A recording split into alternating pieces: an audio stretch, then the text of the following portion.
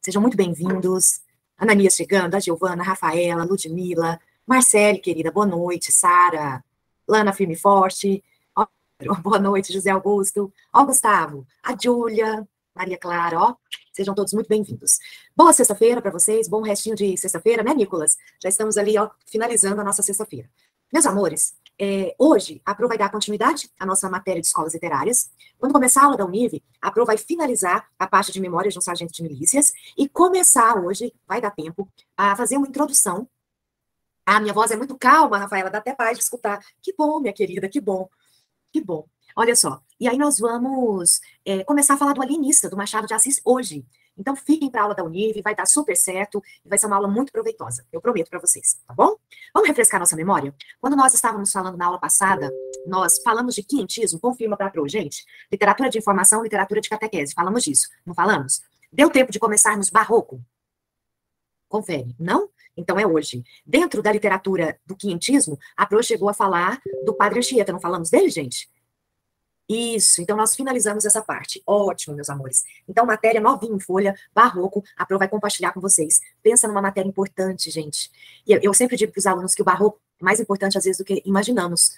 Porque a gente vai ver influência do barroco, galera, em outras escolas literárias. É possível ver influência do barroco em outras escolas literárias, certo? Então, a Pro já vai abrir o compartilhamento com vocês, e aí nós vamos começar, com o pé direito. Vamos lá, então. Começando. Setembro chegou, né, gente? Agosto terminou-se, lá foi o agosto, bora começar com o pé direito hoje. Aí, ó, começou o compartilhamento, logo, logo já vai abrir imagem para vocês. Eu acredito que eu passei esse material, eu tenho que confirmar. O do quinhentismo eu passei. Se eu não tiver passado este, eu passo hoje, tá? Mas o do quinhentismo eu passei. Então, vamos lá. Compartilhando. Eu acredito que vocês estão vendo aqui, tela cheia, tá escrito Barroco Enem, ok? Opa, já foi uma imagem que não era para vir agora, não. Ela acelerou o passo aqui, ó. Isto. Vamos começar a falar de barroco, meus alunos. Todo mundo está vendo a imagem? Eu acredito que sim. Tá ok? Tá ok. Estou vendo aqui pelo compartilhamento. Ótimo. Então vamos lá, meus alunos.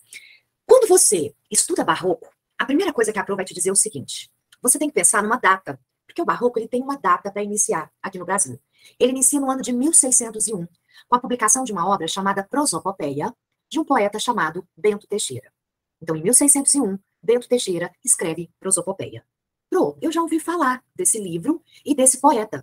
Só que eu não costumo ver, gente, em provas de vestibulares ou simulados, poemas do Bento Teixeira que vocês têm que analisar. Sabe por quê? Porque o grande nome da poesia barroca não é o Bento Teixeira, é Gregório de Matos, o famoso Boca do Inferno. Esse sim é o grande nome da poesia barroca. Então o que eu quero que vocês percebam? Bento Teixeira, ele é importante porque ele é o precursor do movimento, porque ele vai dar o pontapé inicial no movimento, por isso que ele é importante. Mas o grande nome da poesia barroca, sem sombra de dúvidas, é Gregório de Matos, ok? Segundo ponto que eu quero conversar com vocês. Geralmente, quando o aluno pensa em barroco, o aluno pensa em Minas Gerais, Aleijadinho. Ele não está errado. Só que esse barroco, eu vou chamá-lo de barroco tardio. Porque o berço do barroco não é Minas Gerais, meus alunos. O berço do barroco é Salvador, Bahia. É lá que nós vamos começar a falar do barroco, certo? Estamos em Salvador, Bahia. Que século, Pro? Século XVII, certinho? Século XVII. Então, vamos pensar nisso aqui. Quando você estuda barroco, existe uma palavra-chave que todo vestibulando tem que lembrar. A palavra-chave é conflito. Repito, a palavra-chave do barroco é conflito. Por quê, Pro? Como assim? É porque o homem barroco, meus alunos, é aquele que durante o dia apronta todas. Cobiça a mulher do próximo com o próximo bem próximo. E aí, à noite, quando ele coloca a cabecinha no travesseiro para dormir, ele começa a rezar. E ele vai dizer o quê? Pequei, Senhor, é bem verdade, mas maior que o meu pecado é a sua misericórdia. Ué, assim tá bom, Pro. Peco, peco, peco o dia inteiro, mas o meu pecado é sempre menor que a misericórdia divina. Isso quer dizer que sempre eu serei perdoado. Assim tá fácil demais, Pro. É isso que eu quero que vocês percebam. O maior conflito vivido pelo homem barroco é porque ele é um homem preso entre as coisas de Deus versus as coisas do mundo. Essa dualidade, é esse choque, esse enfrentamento o tempo todo. Ora eu caminho para as coisas de Deus, ora eu quero viver as coisas do mundo. Tá claro isso para vocês? Então a Pro vai repetir. A palavra-chave do barroco é conflito, certo, gente? E o maior conflito do homem barroco é que ele é um homem preso entre as coisas de Deus e as coisas do mundo. Fechou. Só que uma coisa é fato. Com base nesse grande conflito, conflitos menores virão. Exemplo, Pro, o bem e o mal, o amor e o ódio, o perdão, o pecado, o sagrado, o profano, o claro, o escuro. Tá vendo? Por isso que vocês estudam uma característica muito forte quando vocês estudam barroco, que é a antítese, a dualidade. Então, qual é a linha de raciocínio que eu quero que vocês tenham? Vamos junto. Se o homem barroco é um homem marcado pelo conflito, E se o grande conflito vivido por ele é que ele é um homem preso entre as coisas de Deus e as coisas do mundo, isso quer dizer que conflitos menores virão. E isso, meus caros, tem um nome no barroco. É o nome de uma característica. E essa característica chama-se culto ao contraste. Por isso vocês estudam tanto o bem e o mal, perdão e pecado. Na pintura, o claro e o escuro. Tudo bem? Tá claro isso, gente? Então guardem isso. A mente do homem barroco é uma mente perturbada, viu, Lana? Perfeito. Pro. Agora vem cá. Beleza, o homem barroco é esse homem, esse ser perturbado. Mas isso vai ter reflexo só e somente só na literatura? Não. É aí que é o pulo do gato. Muitos de vocês já ouviram a seguinte frase: a arte barroca é a arte do exagero. Repito, a arte barroca é a arte do exagero. Por que exagero? Exagero de formas, volumes na escultura, exagero de cores intensas, o claro e o escuro na pintura, exagero no texto escrito na literatura. O que eu quero que vocês percebam é que se a minha mente vive sempre em conflito, esse conflito se faz presente na minha arte, seja a escultura, a pintura ou o texto literário. Tudo bem? Se a minha mente é uma mente confusa, é uma mente conflituosa, isso se faz presente também no meu texto literário. Tranquilo até aqui? Fechou? Agora nós vamos ver algumas imagens importantíssimas. Olha essa primeira imagem que a Pro vai mostrar para vocês. Gente, o grande nome da escultura barroca é um escultor chamado Bernini, é um italiano, Lorenzo Bernini. Isso aqui é uma peça do Bernini. E o que eu quero que vocês percebam? Gente, essa peça é toda esculpida no mármore. Galera, olha a riqueza de detalhes. É esse excesso de detalhes que nós chamamos de rebuscamento. É tanta informação que é exagerado. Então, olha as dobras desse lençol, galera. Olha a fronha, olha o bordado da fronha. E tudo isso esculpido na pedra. Olha o volume das vestes dela, gente. O amassado do vestido. Olha o amassado da colcha aqui embaixo que caiu. Tudo é na pedra. Só que eu quero que vocês observem agora somente o rostinho dela. Isola o rosto dela do restante do corpo. Lembra a figura de uma santa. Uma mulher com um manto. Lembra a figura de uma santa. Mas quando você vê a imagem no todo, a mão no seio, a expressão no rosto, gente, não parece tão santinha mais. O que eu quero que vocês percebam é que a mesma imagem trabalha com o sagrado e o profano. Isso é uma característica muito forte da arte barroca. O sagrado e o profano. Ok?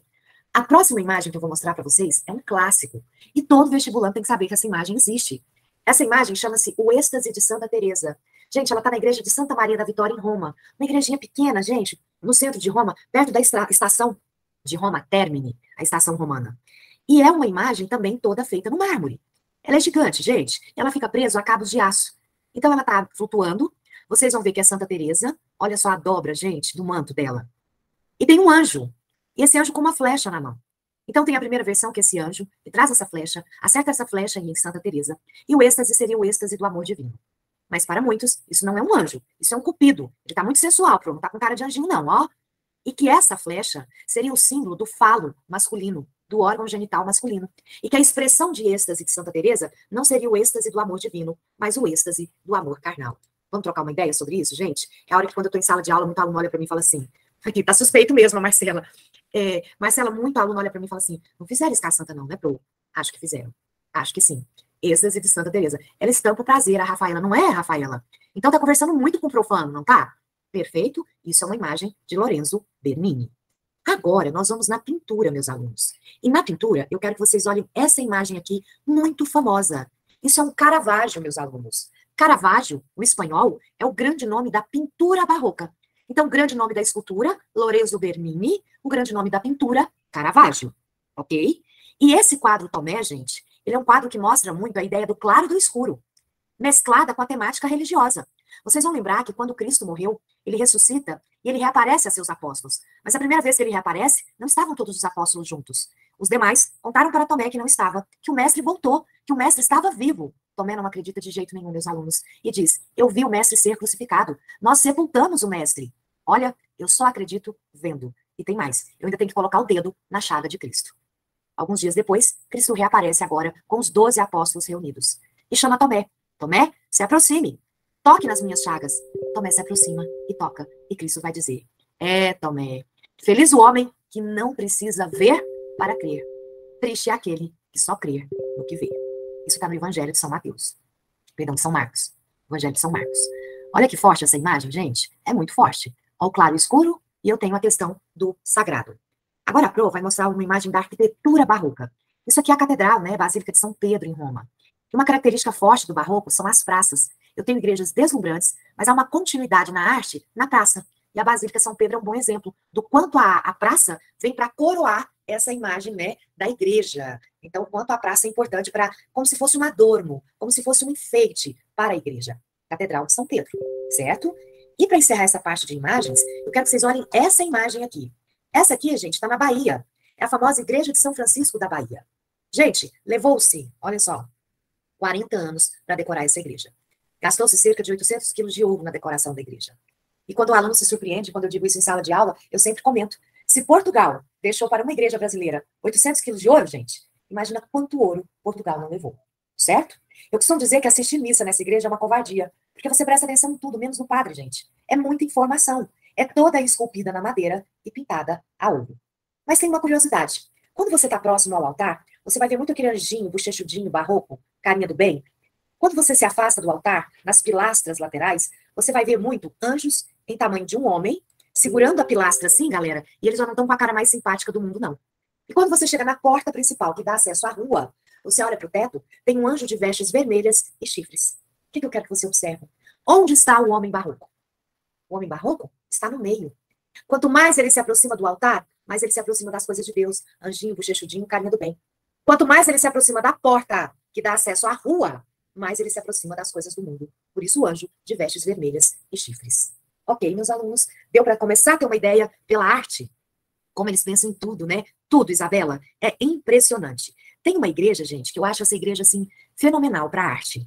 Eu acho ela um lugar, assim, ele mexe com a gente, assim, de uma forma especial. Pelo menos comigo, eu acho aquele lugar muito especial. Na Espanha, existe a cidade de Santiago de Compostela, né? E cidade de Compostela, perdão, e a igreja de Santiago de Compostela. E a igreja de Santiago, gente, ela é uma igreja dentro da outra. Ela foi construída primeiro no estilo românico, e depois, gente, ela foi sendo aumentada e veio uma outra por fora cobrindo a primeira. E virou uma coisa só. E como é uma igreja que levou 300 anos para ficar pronta, né, ela vai reunir muitas características de momentos diferentes. Então, o altar dessa igreja é um altar barroco. A frente dessa igreja é gótica. Então, eu costumo dizer que Compostela, a igreja de Santiago, é uma aula de história da arte. Você vai passando por vários momentos da arte no mesmo lugar. E o altar da igreja é barroco. Ok? Tranquilo até aqui. Agora, olha o que a Pro separou para a gente ver. Olha só. Características gerais do barroco. Porque vamos combinar? Essas características caem em prova. Olha a primeira característica que a Pro colocou aqui. Culto do contraste. Vimos isso, não vimos? Lembra do amor? Aqui colocamos amor e sofrimento, vida e morte. Mas aí eu coloco mais. Eu coloco o bem e o mal, né? O perdão e o pecado, o claro e o escuro. Vimos essa característica. Outra característica, meu povo, exagero nos relevos e nas cores. O relevo está nas artes plásticas. As cores está na pintura, ok? Preferência pelos aspectos cruéis, dolorosos e sangrentos. Esse ponto eu quero chamar a atenção de vocês. Por quê? Gente, existe um nome para essa característica, que é o gosto pelo aspecto cruel, doloroso e sangrento. Que nome que se dá, Pro? Feísmo. De feio mesmo. Feísmo é o nome que se dá a essa característica. Muito bem. E por que essa característica é muito forte? Por que o homem barroco foi para esse lado, professora? De cenas cruéis, dolorosas e sangrentas. Vale lembrar que na Europa, o barroco nasce num contexto de contra-reforma. A igreja estava perdendo vários fiéis. Então, muitos padres começam a usar a arte barroca como uma forma de convencimento. Como assim, Pro? Eu mostro Cristo crucificado, uma coroa de espinho, gente, bem cravada, sangrando, sofrendo muito. E muitas vezes eu vou dizer, tá vendo ele? Morreu por você. E você está virando as costas para a igreja que ele deixou. Olha que frase perigosa, gente. Porque Cristo não deixou igreja nenhuma, concorda? As igrejas vieram com os homens. Cristo deixa uma doutrina, um pensamento, né? Toda uma moral cristã, né? Mas a igreja, de fato, veio com os homens. Então, olha que discurso perigoso. Por isso, o gosto por aspectos cruéis, dolorosos e sangrentos. E vamos combinar, gente? Até hoje, isso faz sucesso. Não é à toa que o tipo de jornal que explora esse tipo de cena faz sucesso. Tem pessoas que, quando vê um acidente de trânsito na BR, na GO, para o carro e vai lá ver. Mesmo se já tem ali, vai ver como curioso, não é para prestar socorro, não. E tem gente que é tão maluca que ainda tira foto e não põe no grupo da família. Concorda, gente? Então, será que essa característica não é uma característica que se faz presente até hoje? Esse gosto pelo feísmo, pelos aspectos cruéis, dolorosos e sangrentos, é uma questão interessante a se pensar. Tudo bem? Depois, Pro, quais outras características que nós temos? Ó, pessimismo, nascido do conflito entre o eu e o mundo, o homem barroco, gente, ele é um homem do conflito existencial. Ora, eu vou ser um bom homem, fazer tudo certinho e vou pro céu. Ou se não tiver céu e for só isso aqui, eu vou aproveitar a vida e tocar o terror. Eu quero ser feliz hoje. Aí vem um discurso hedonista por trás, tá vendo? Intensidade, desejo de exprimir intensamente o sentido da existência. Olha o uso de hipérbole na literatura. Vocês vão lembrar dessa figura de linguagem, né? Que potencializa, que exagera, não é? E, por fim, culto à solidão. Por que culto à solidão, Pro? Ora, se o homem barroco, ele é o homem, gente, de crises existenciais, há momentos que você quer ficar sozinho. Concorda, gente? Há momentos que você se fecha aí do mundo. E é isso que acontece com o homem barroco. Então, por isso a ideia da crise existencial. Há momento que ele se fecha, certo? E eu acho tão interessante que, se a gente pensar, as crises existenciais se fazem presente até os dias de hoje, certo? E o mais interessante é você pensar o seguinte: muito do homem contemporâneo tem essa pegada do homem barroco, ok? Muito do homem contemporâneo tem essa pegada do homem barroco. E a Pro vai falar disso. Agora, vamos entender isso aqui? Por que, Pro, você está dizendo isso? Adolescente, a Marcele. Gente, alguns anos atrás, acho que tem uns 3 anos, caiu uma questão na FUVEST comparando, aproximando Guimarães Rosa do Barroco. E a hora que muito aluno pulou dessa altura, falou, não, não tem lógica. Guimarães está na terceira fase do modernismo. Barroco está aqui no século XVI, né? Perdão, no século XVII. Como assim? É aquilo que eu dizia. O que aproxima o homem do século XVII ao homem da terceira fase do modernismo, ao homem de hoje? Suas crises existenciais. É isso que aproxima. Ok? Tranquilo até aqui? Muito bem. Agora falta para eu mostrar ainda uma coisinha aqui para vocês. Olha só. Deixar para eu mostrar. Nós vamos trocar uma ideia sobre linguagem barroca. Isso cai muito em prova, galera. Então é algo que vale a pena a gente ver com uma certa atenção. Linguagem barroca.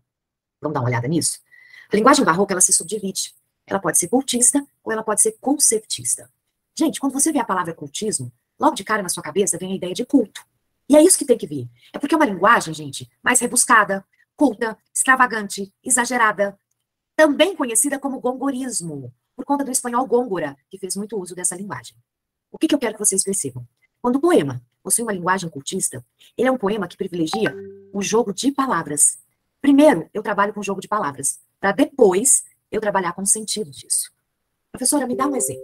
Ó, a Pro vai mostrar um exemplo aqui para vocês de um poema do Gregório de Matos. Eu vou arrumar aqui e já vou jogar o poema para vocês. Poema, arte e o todo. Vamos lá. Aqui. Deixa eu colocar ele.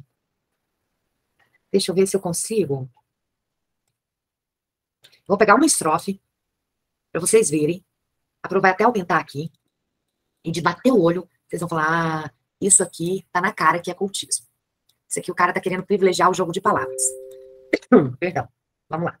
Vou abrir o compartilhamento com vocês e vocês vão ver esse trechinho. É a primeira estrofe do poema. A Pro vai mostrar aí para vocês agora. Olha só. Começou o compartilhamento. Certinho. Tá no Word. Começou? Tá acontecendo, né? Conseguem ver, gente? No Word da Pro? Sim? Perfeito. Gente, olha isso aqui. Isso aqui tá no Word de vocês. É uma estrofe. O todo sem a parte não é todo. A parte sem o todo não é parte. Mas se a parte o faz todo, sendo parte, não se diga que é parte sendo todo.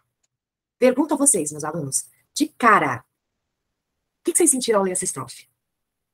É uma estrofe que no primeiro momento está preocupada com o conteúdo, contradição, muito bem. É uma estrofe que está preocupada com o conteúdo logo de cara, ou você percebe um interesse em fazer, em estabelecer um jogo de ideias, perdão, um jogo de palavras.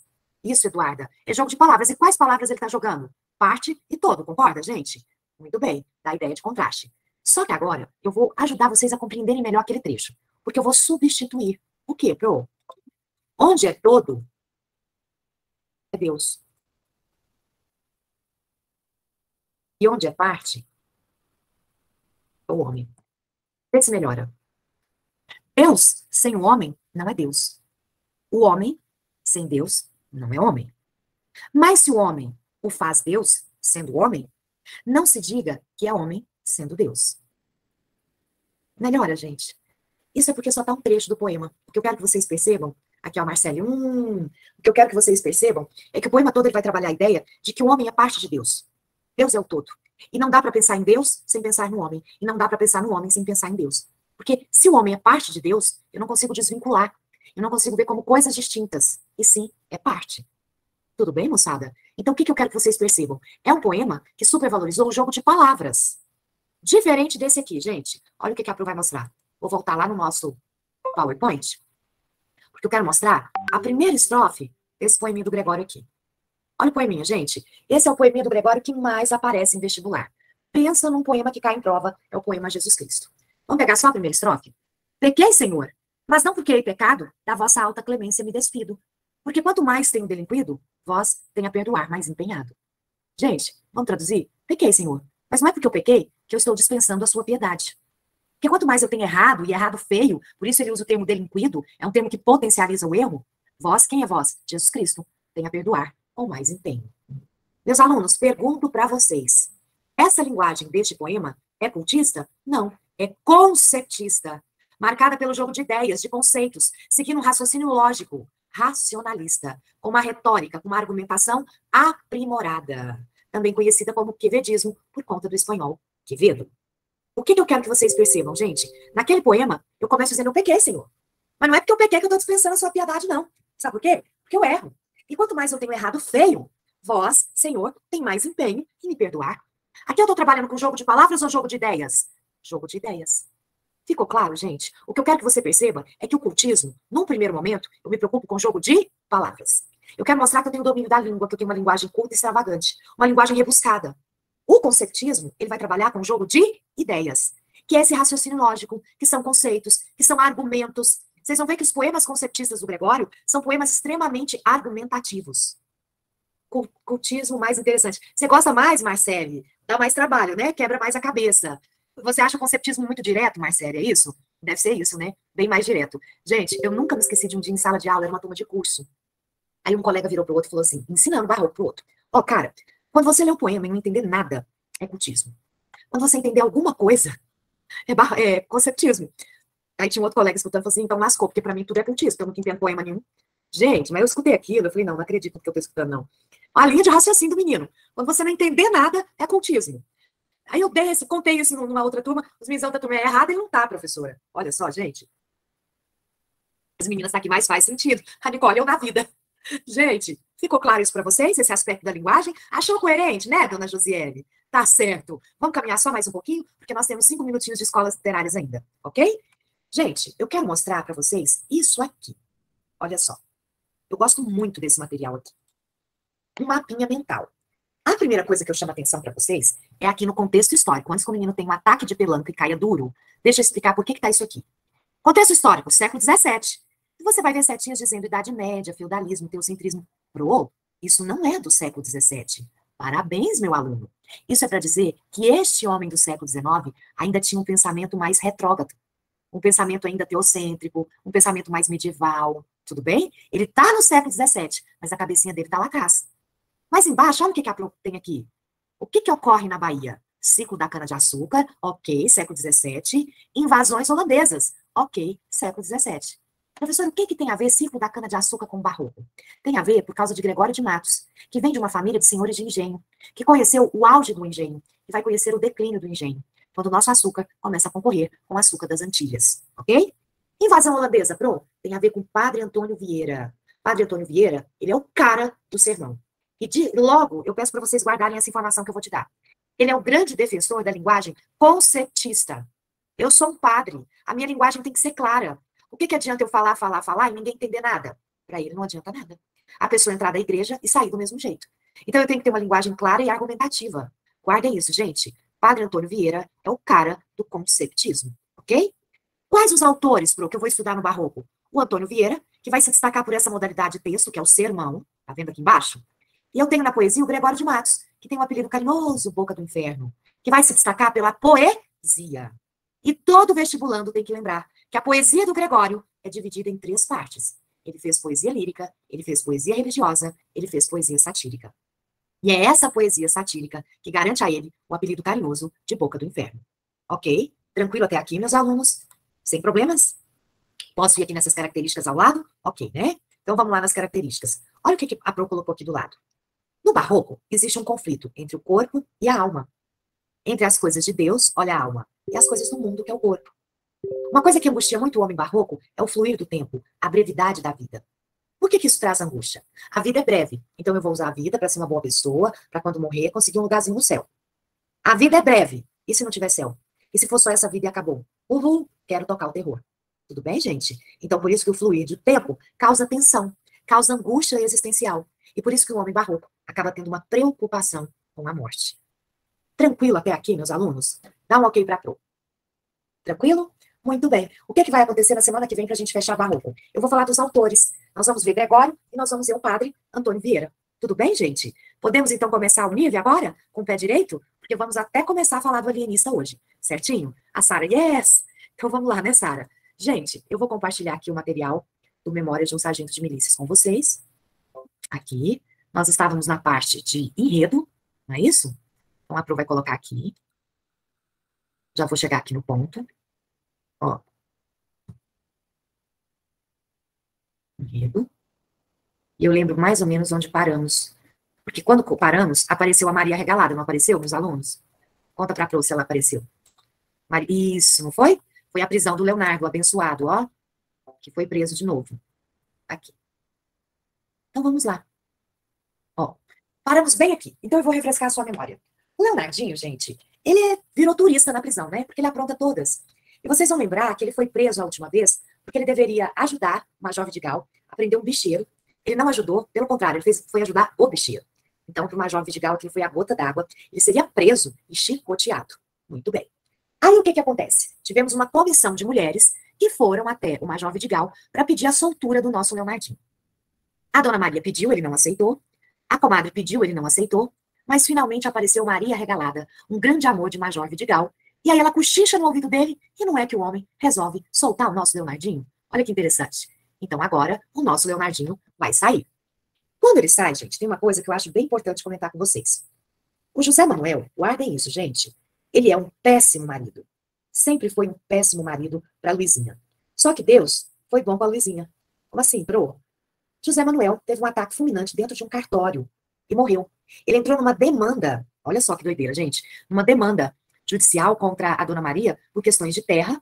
E aí, gente, ele vai no cartório e ele vê que ele perdeu. E aí ele tem um piripaque, uma morte súbita. Quando isso acontece, gente, o nosso Leonardinho fica sabendo e ele vai ao enterro, ao velório, né, do José Manuel. E, gente, é o fim da picada esse velório. Esse velório é uma das cenas mais engraçadas que se tem, certo? A Pro quer até comentar isso com mais atenção olhando para vocês. Olha só. O que acontece? Quando ele chega no velório, ele senta perto da Luizinha. E ela tá lá, tendo que fingir que tá sofrendo, mas por dentro ela tá, tô livre desse desgraçado. É isso que a Luizinha tá pensando. E ele vai cochichar no ouvido dela, conversar, contar histórias. Eu sempre brinco com os meus alunos que para você frequentar um velório, você tem que ter uma etiqueta, né, Marcele? Eu não sei vocês, gente, mas os meus parentes não têm etiqueta nenhuma. Então, você já viu que às vezes você tá num velório, é madrugada, fica só os mais chegados, né, gente? E tem gente que vai contar piada, vai dar gargalhada, né? Tipo, tá lá na sala e o povo tá rindo do lado. E aí ele tá desse grau com a Luizinha. Gente, a coisa tá tão explícita entre os dois que as pessoas começam a reparar. Sabe aquela coisa que fala assim, eles não falam nem assim, nossa, não esperou nem enterrar, não. Não esperou nem o corpo esfriar, literalmente, certo?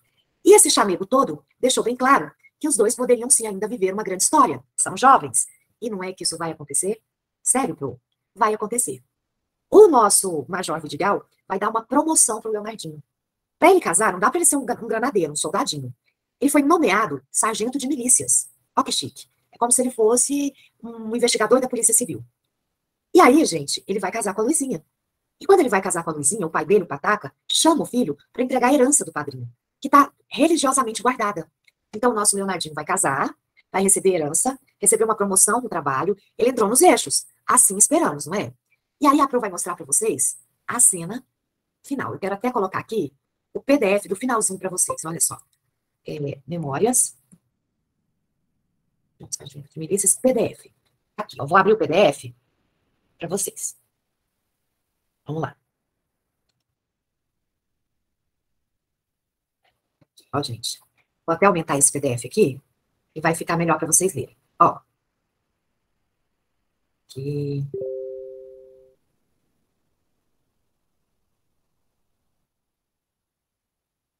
Aqui.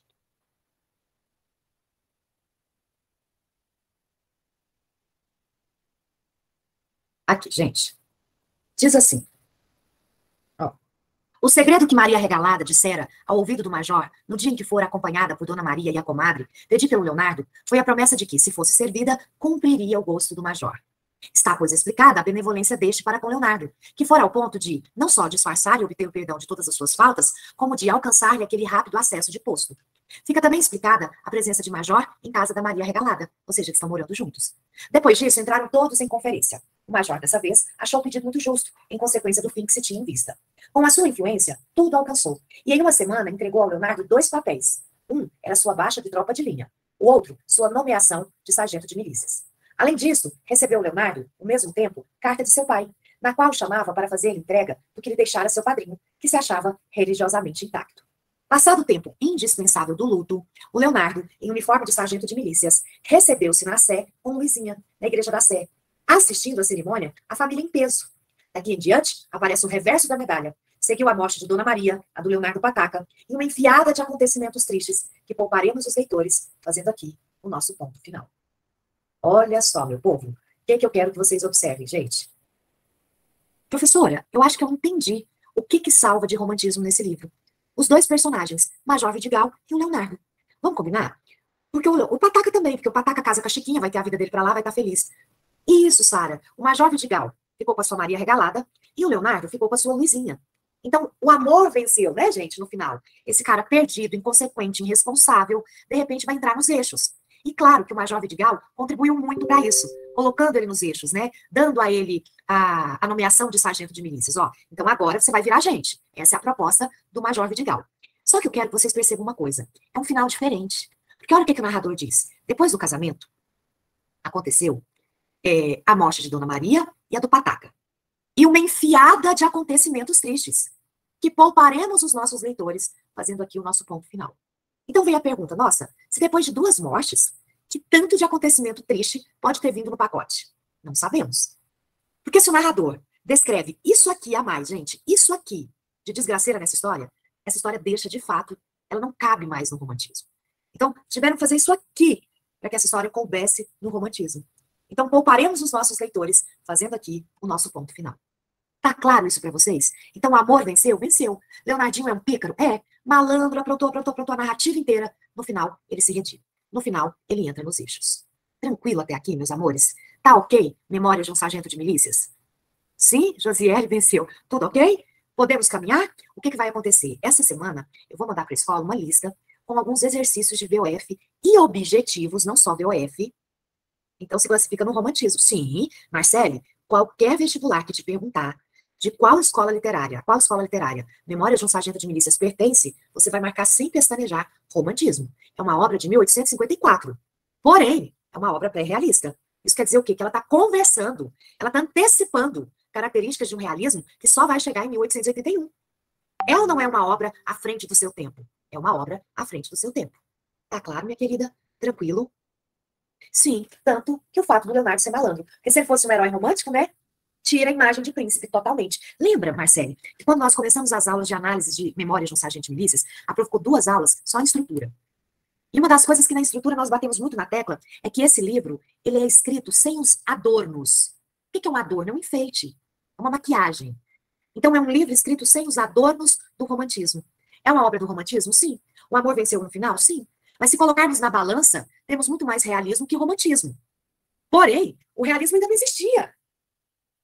Então, por isso é uma obra romântica. Terceira pessoa. Perfeito, querida. Narrador, terceira pessoa, onisciente. Tudo sabe, tudo vê.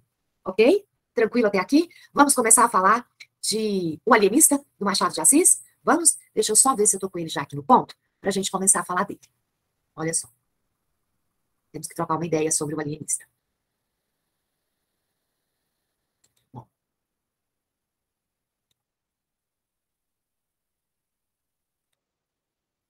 Gente,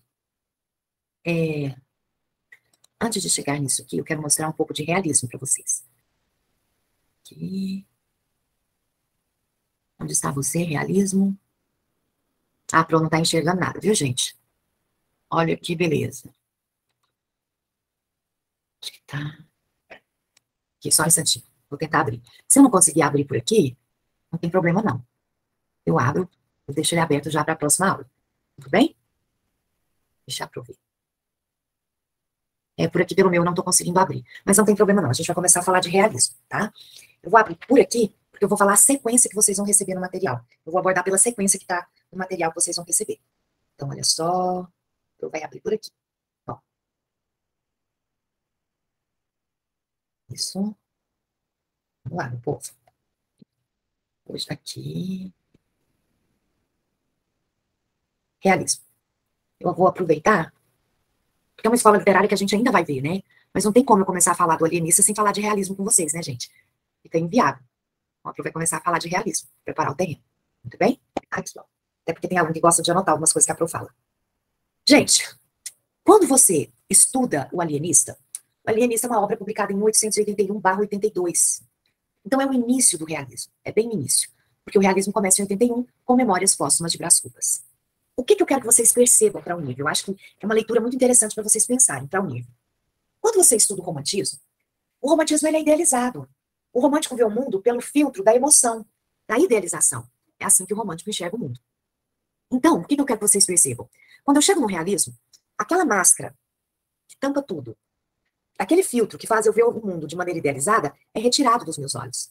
E eu vou ver o mundo como ele é, na sua realidade. Então, de cara, tem uma coisa que vale a pena vocês lembrarem. O realismo vai ser uma escola literária que vai se opor radicalmente ao romantismo. Radicalmente. O realista tem horror a romantismo. Ok? Tem horror da até piniqueira. Muito bem. E aí, eu vou começar a estabelecer com vocês algumas características do movimento realista, que são características muito pontuais e que na cara, de cara, você observa que se opõe ao romantismo.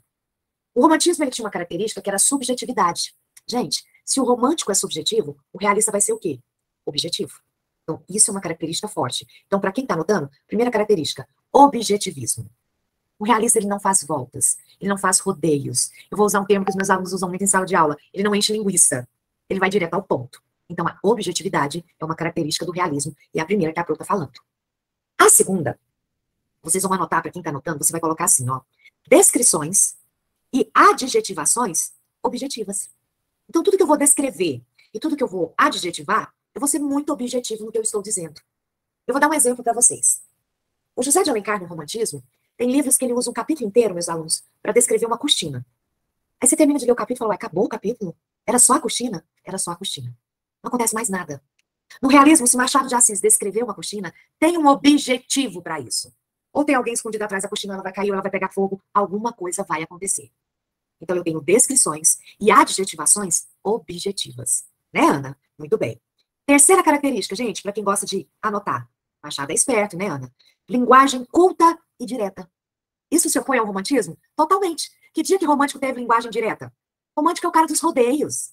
Romântico é aquele cara que dá a volta para falar o que ele quer. Nós vimos isso, gente, até na fala do Leonardinho, quando ele tá tentando conquistar a Luizinha. É que eu gosto muito de você. Como ele deu rodeios naquela fala? O realista não. A linguagem culta, porém direta. Ok? Quarta característica, gente, e essa despenca em prova. Mulher não idealizada. Repito, mulher não idealizada. Nós vamos analisar o conto alienista. E lá, vocês vão lembrar que Simão Bacamarte é casado com Dona Evarista. E ele escolheu a Evarista, gente, porque ela tinha dotes fisiológicos. Fisiologicamente, ela parecia muito saudável. A mulher dele não pode ter filhos, Ana. E ele escolheu ela justamente para ter filhos saudáveis. Por isso que ele disse que ela não tinha problema ela ser feia. Tanto que o narrador vai dizer que Dona Evarista ela não é bonita e ela não é simpática. O Pedro, ele gosta tanto dela que ele manda até prender.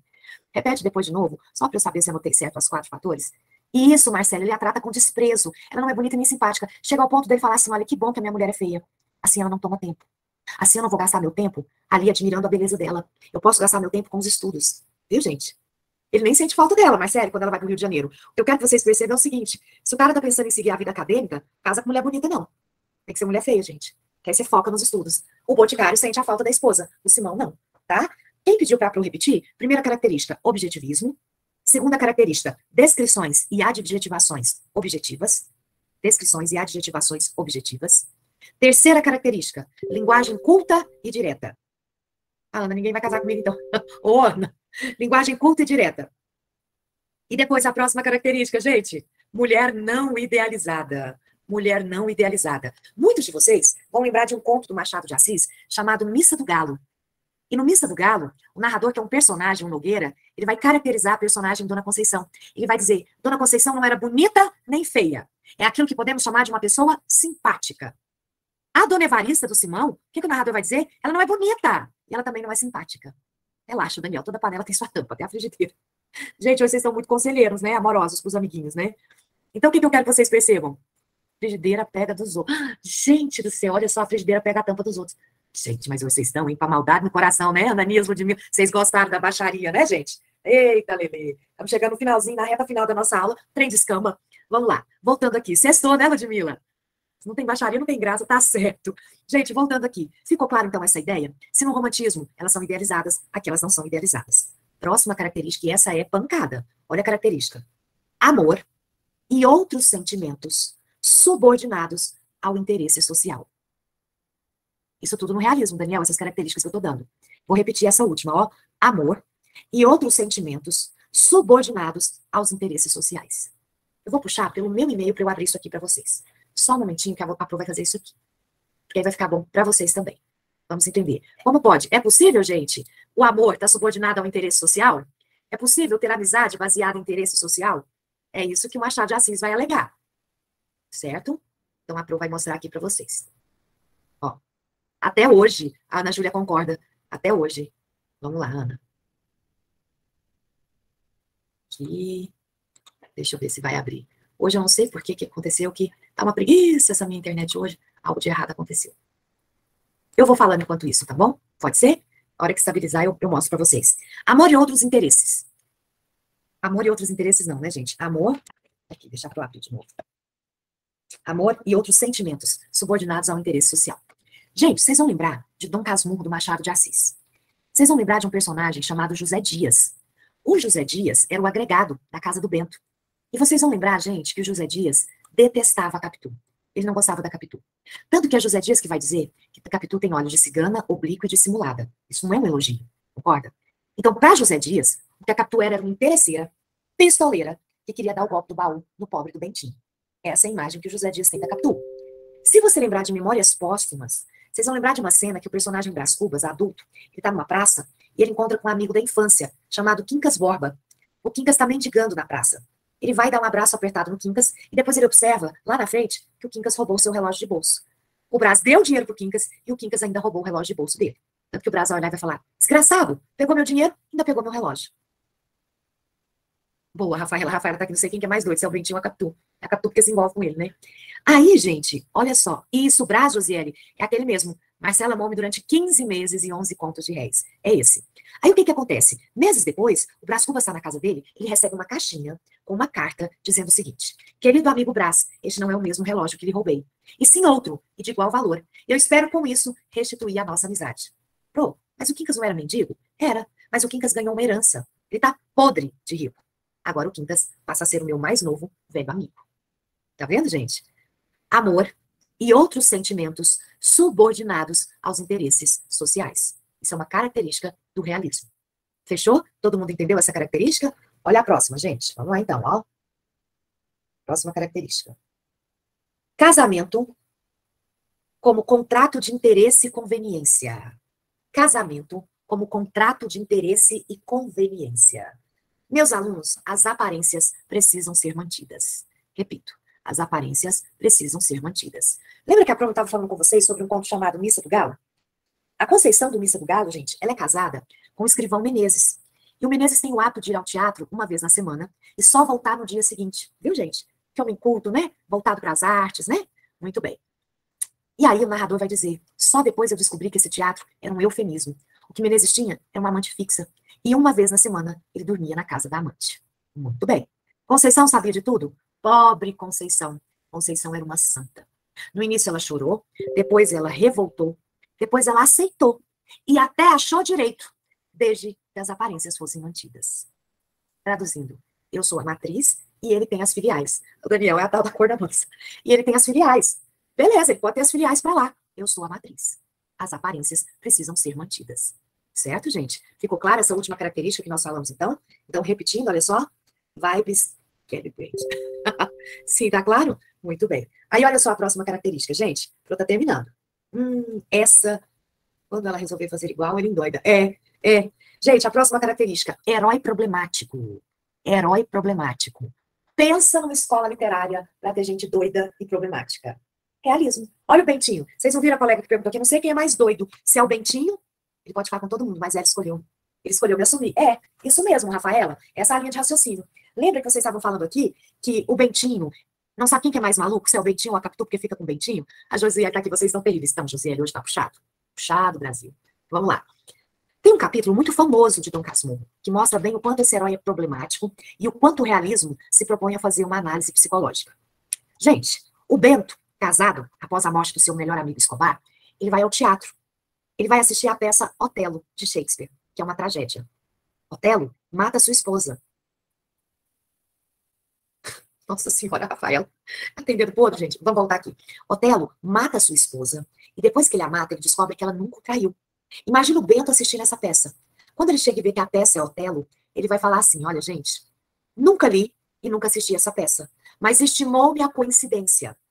E a cena em que Otelo está matando a esposa, gente, um perigo, não é, Ana? O Bento assistindo essa peça, no momento em que ele vê o Otelo matando a esposa asfixiada com o travesseiro, o Bento vai dizer assim, se Desdémona, que era inocente, morreu asfixiada, e Capitu, que é culpada, como eu devo matá-la? Isso é o capítulo 135. Vivendo e aprender, vou fazer pior, isso mesmo, Rafaela. É o capítulo 135, Otelo. Então ele sai da peça pensando, eu vou matar a Capitu. Já sei. Capitu merece uma morte cruel. Eu vou queimar a Capitu, queimá-la viva. Ele sai, começa a andar vagando pela rua e fala, não, eu não vou matar a Capitu não, sabe por quê? Porque a morte para ela seria muito bom. Olha o que ele diz, gente. Eu vou fazer diferente. Eu vou me matar. Eu vou colocar uma culpa, eu vou colocar uma carta, na carta, toda a culpa na Capitu. E ela vai passar o resto da vida purgando a minha morte. Gente, ele compra um veneno, ele vai para casa dele. O dia já tá amanhecendo. O criado chega no escritório, leva um café, ele dissolve o veneno no café e fica olhando o café esperando dar coragem de se matar. Quando, de repente, entra o filhinho deles. Olha pra ele e fala assim, papai, eu vou à missa com a mamãe. Ele olha pro menino e pensa, não, eu não vou me matar. Eu vou matar esse menino. Aí ele pergunta pro menino, Ezequiel, já tomou café? Já, papai. Toma mais. Não, papai, não quero. Toma. Ele segura a cabeça do menino e ele vem com a xícara para entornar. Quando ele chega com a xícara próximo à boca do menino, ele solta a xícara. Ele não tem coragem. E ele começa a beijar o menino doidamente, e o menino sem entender nada, ele fica, papai, papai. E o Bento grita, não, eu não sou o teu pai. E o menino sai correndo, chorando. Verdade, Sara. Nicolas, que cara doido. Tá repreendido. Gente, o que eu quero que vocês percebam? É, a Josiane rindo de nervoso. O que eu quero que vocês percebam? É ou não é uma figura perturbada? É ou não é um herói problemático? É aquele herói que saiu da perfeição do romantismo, porque o herói romântico é sempre muito perfeito. E é um herói que agora levanta suspeitas, deixa o leitor com o pé atrás, deixa o leitor inseguro, mostra toda a sua fragilidade, a sua problemática. Vocês vão lembrar, gente? Ninguém gosta dele, Ana. Vocês vão lembrar que tem um trecho de Dom Casmurro, ele já tá velho, solitário, e o filho reaparece. Louquinho, manipulador. Bom dia, Verônica. Certo, Rafael. O filho adulto reaparece para o Bento, né? Porque o filho é estudante de arqueologia. E ele vai pedir ao pai dinheiro para fazer uma expedição com os estudantes para o Egito. O Bento olha para o menino, gente, e diz, e pensa, preferiria 1000 vezes pagar-lhe a lepra do que os estudos. Mas vá lá, eu pago os estudos. Ele diz isso. Prefiro pagar a lepra, uma doença, do que os estudos para o meu filho. Mas vai lá, eu pago os estudos. O filho foi. Meses depois, os amigos mandam uma carta dizendo que o filho, né, Ezequiel, pegou febre tifoide, muito comum naquela época, e ele veio a falecer. Ele faleceu no Egito e foi sepultado em Jerusalém. Quando o Bento lê a carta, gente, o Bento vai dizer, pagaria 2, 3 vezes mais para não vê-lo outra vez. Naquela noite, fui ao teatro, jantei e dormi bem. Como é que pode, gente? Esse é o nosso herói problemático. Tudo bem? Ficou claro isso para vocês? Depois, mais uma característica, já estamos terminando. Narrativa lenta barra psicológica. Narrativa lenta barra psicológica. Guardem isso, meus alunos. O Machado de Assis, ele não quer saber o que o meio influenciou na vida da Capitu. Não, ele não quer saber disso, não. Dane-se o meio. Ele quer saber o que se passa na cabeça da Capitu. Então, ele se propõe a fazer uma análise psicológica. A análise psicológica é uma característica do texto machadiano. Por isso, nós temos um capítulo muito famoso, que Capitu está na varanda olhando o mar, Bento está do lado dela, falando sobre astros, estrelas, e ela olhando o mar. E ele diz, Capitu, você não está prestando atenção em mim. Estou, Bento, pode falar. Não tá. Se está prestando atenção em mim, então repete o que eu te falei. Gente, olha que cruel. E ela repete. Quando ela repete, ele fala, pode até ter repetido, mas não estava prestando atenção. Oi? E aí ele encerra o capítulo dizendo, tenho ciúmes de quando Capitu vê o mar. Não é que eu tenho ciúmes do mar, eu tenho ciúmes do que passa na cabeça dela quando ela vê o mar. Narrativa de ordem psicológica, gente, é uma característica do texto machadiano. Verdadeiro? Verdadeiro. Ele acha que é o centro do mundo. É isso mesmo, Giovana? Tranquilo? Deu para ter uma ideia de características gerais do realismo? Deu? Então agora, gente, só para a gente já está quase terminando, eu quero só comentar, pontuar algumas observações do alienista para vocês. E aí, como tem uma galera que está já copiando, eu gostaria que vocês anotassem só isso aqui, é rapidinho, ó. Vamos lá, vou abrir meu arquivo, e aí a gente abre ele por aqui. Porque não estava compartilhando, então vamos aqui, ó. Olha o que eu gostaria que vocês anotassem. Ó. A obra O Alienista, é narrada em terceira pessoa. A obra O Alienista é narrada em terceira pessoa,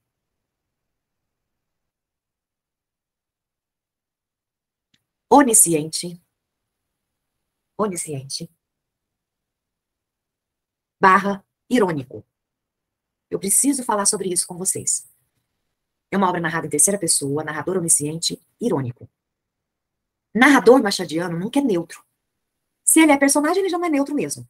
E até o narrador em terceira pessoa de Machado de Assis nunca é neutro. Ele sempre está pautado na ironia, no deboche, né, no cinismo. Geralmente, os narradores terceira pessoa do Machado de Assis são extremamente cínicos. Então, isso é uma característica. Então, o narrador, terceira pessoa, onisciente, tudo sabe, tudo vê, porém, irônico. Isso é uma informação importante, ok? Depois, gente, na sequência, eu gostaria que vocês colocassem assim: conto ou novela? Interrogação. Conto ou novela? Interrogação. É agora que a gente vai chegar numa caixinha de marimbondo. Como assim, professora? Isso aqui, como está no finalzinho da aula, eu vou só fazer uma introdução. O que afirmar na prova? Ótimo, Sara. Eu vou te explicar essa sua pergunta e eu vou deixar para teorizar na semana que vem, ok? Tanto conto quanto novela estão certos. Então, o que o vestibular tem que fazer? Se ele chama esse texto de conto, ele tem que chamar ele de conto a prova inteira. Se ele chama de novela, ele tem que chamar a novela inteira. É isso que eu ia falar, olha só. Qual é o problema? Veja bem. Se a Unirv coloca no mesmo item da prova, né, na mesma questão, letra A é um conto, letra B é uma novela, e um anula o outro, você pode entrar com recurso. Porque eu tenho críticos que falam que é conto, eu tenho críticos que falam que é novela. Mas, Pro, hoje, a crítica majoritária, a maioria, opta por dizer que é um conto. A maioria hoje diz que é conto. E por que eles acham que é novela? Por conta do tamanho. Porque é uma obra de 80 páginas, dividida em 13 capítulos. E a galera que acredita que é conto vai dizer, beleza, é grande, mas eu tenho um grupo só de personagens, tudo gira em torno do único fato, que é a loucura de Simão Bacamarte e a Casa Verde. Tá vendo? Que tanto a galera da novela quanto a galera do conto, adorei a Ana, mas a geral fala conto, né, Bro? A geral fala conto, viu? Adorei essa expressão, mas a geral vai chamar de conto. Tudo bem? Mas dá recurso. Se optar por chamar de conto e novela, um invalidando o outro, dá recurso. Tudo bem? Valeu a pena nosso encontro, gente? Conta pra Pro, foi bom? Foi proveitoso? Sim? Muitíssimo obrigado, meus amores, ó. Fiquem com Deus, boa noite. Até semana que vem. Semana que vem, o enredo do alienista. Aula boa, passa rápido. Obrigada, Daniel, José, Pedro, Gustavo, Mariana, Giovana, ó, Vitória, Lana, Ananias está aqui, Marcele. Todo mundo fique com Deus, viu, Júlia? Beijinho, boa noite, meus amores. Boa noite. Eu só confirmar com vocês que estão chegando aqui agora. Na parte de escolas literárias, deu tempo da Pro falar de barroco. Boa tarde, Giovana. E eu só quero conferir uma coisa com vocês. Oi, Ludmila. Os autores barrocos, Gregório de Matos e Padre Antônio Vieira, esses ficaram para essa aula? Confirma, gente?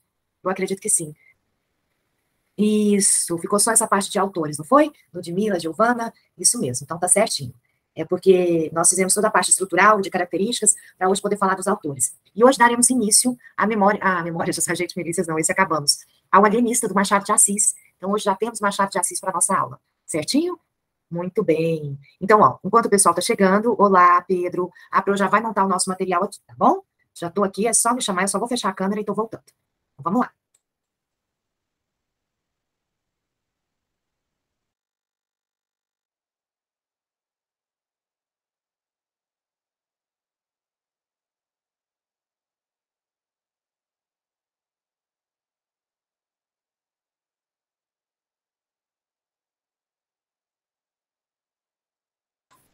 Prontinho, Pro voltou.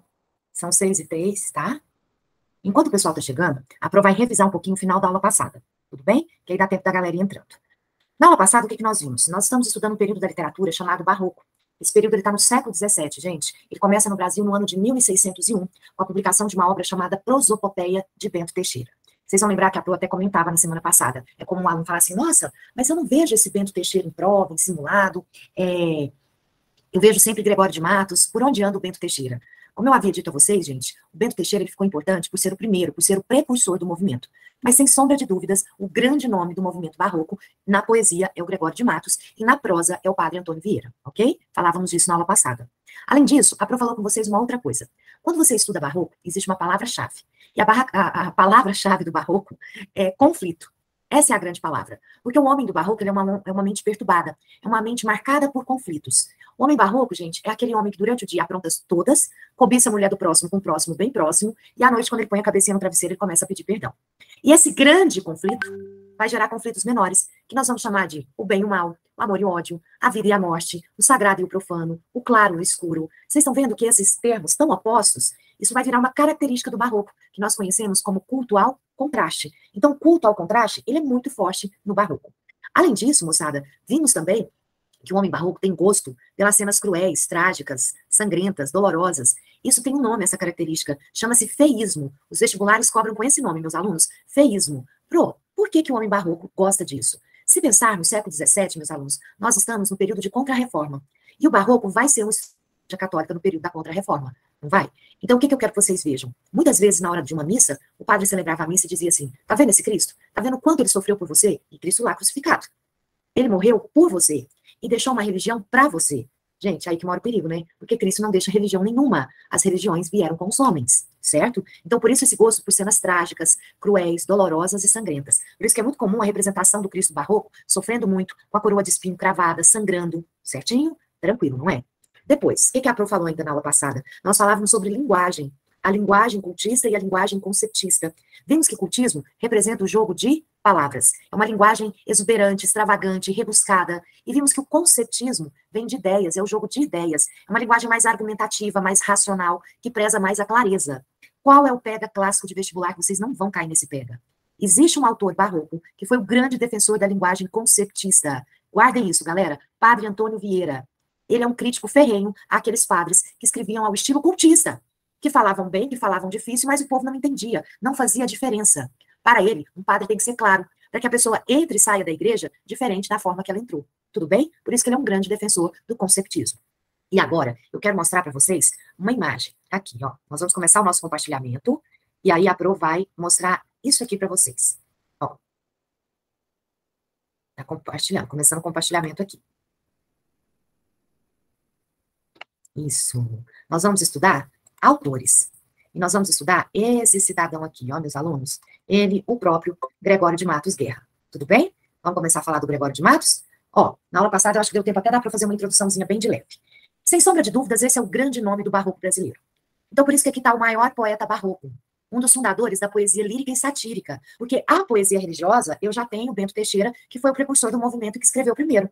Foi irreverente, afrontou os valores, né, a falsa moral da sociedade baiana, denuncia as contradições da sociedade baiana. Gente, ele não poupou ninguém. Ele criticou diversos grupos, governantes, fidalgos, comerciantes, escravos, acho uma sacanagem, ó, fazer isso com escravo, e principalmente religiosos. É aí que muitas vezes nós temos uma linguagem chula, vulgar, de baixo calão, ok? O que a Pro quer que vocês tenham em mente? Toda vez que você vai fazer um vestibular, seja o Enem, Evangélica, qualquer vestibular que cai em escolas literárias, você deve lembrar que a poesia do Gregório se estrutura em um tripé. Ele fez poesia lírica, ele fez poesia religiosa e ele fez a poesia satírica. Esse é o tripé que estrutura a poesia do Gregório. Pro, dessas três modalidades, tem a que mais cai em vestibular? Tem, meus alunos. Em primeiríssimo lugar, a poesia religiosa, depois a satírica, depois a lírica. Vale lembrar que a poesia lírica é aquela poesia que vai falar do amor e da mulher amada.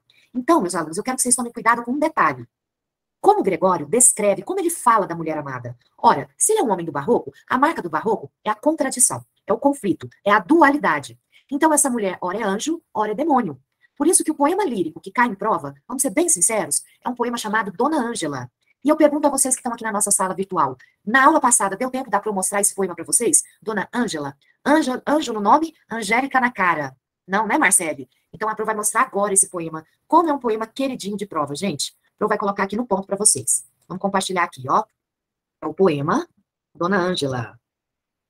Clássico, clássico, clássico do Gregório, gente. Eu vou pegar aqui imagens para ver se eu consigo encher uma tela para vocês, e aí vai ficar bem nítido para vocês verem. Vamos dar uma olhada aqui, ó. Aqui, não é isso que eu quero fazer, não. Quero abrir numa nova guia. Perfeito, a Pro vai dar um zoom, deixa eu ver se vai comprometer muito. Não, compromete. Vamos pegar aqui um melhor para dona Ângela, ó.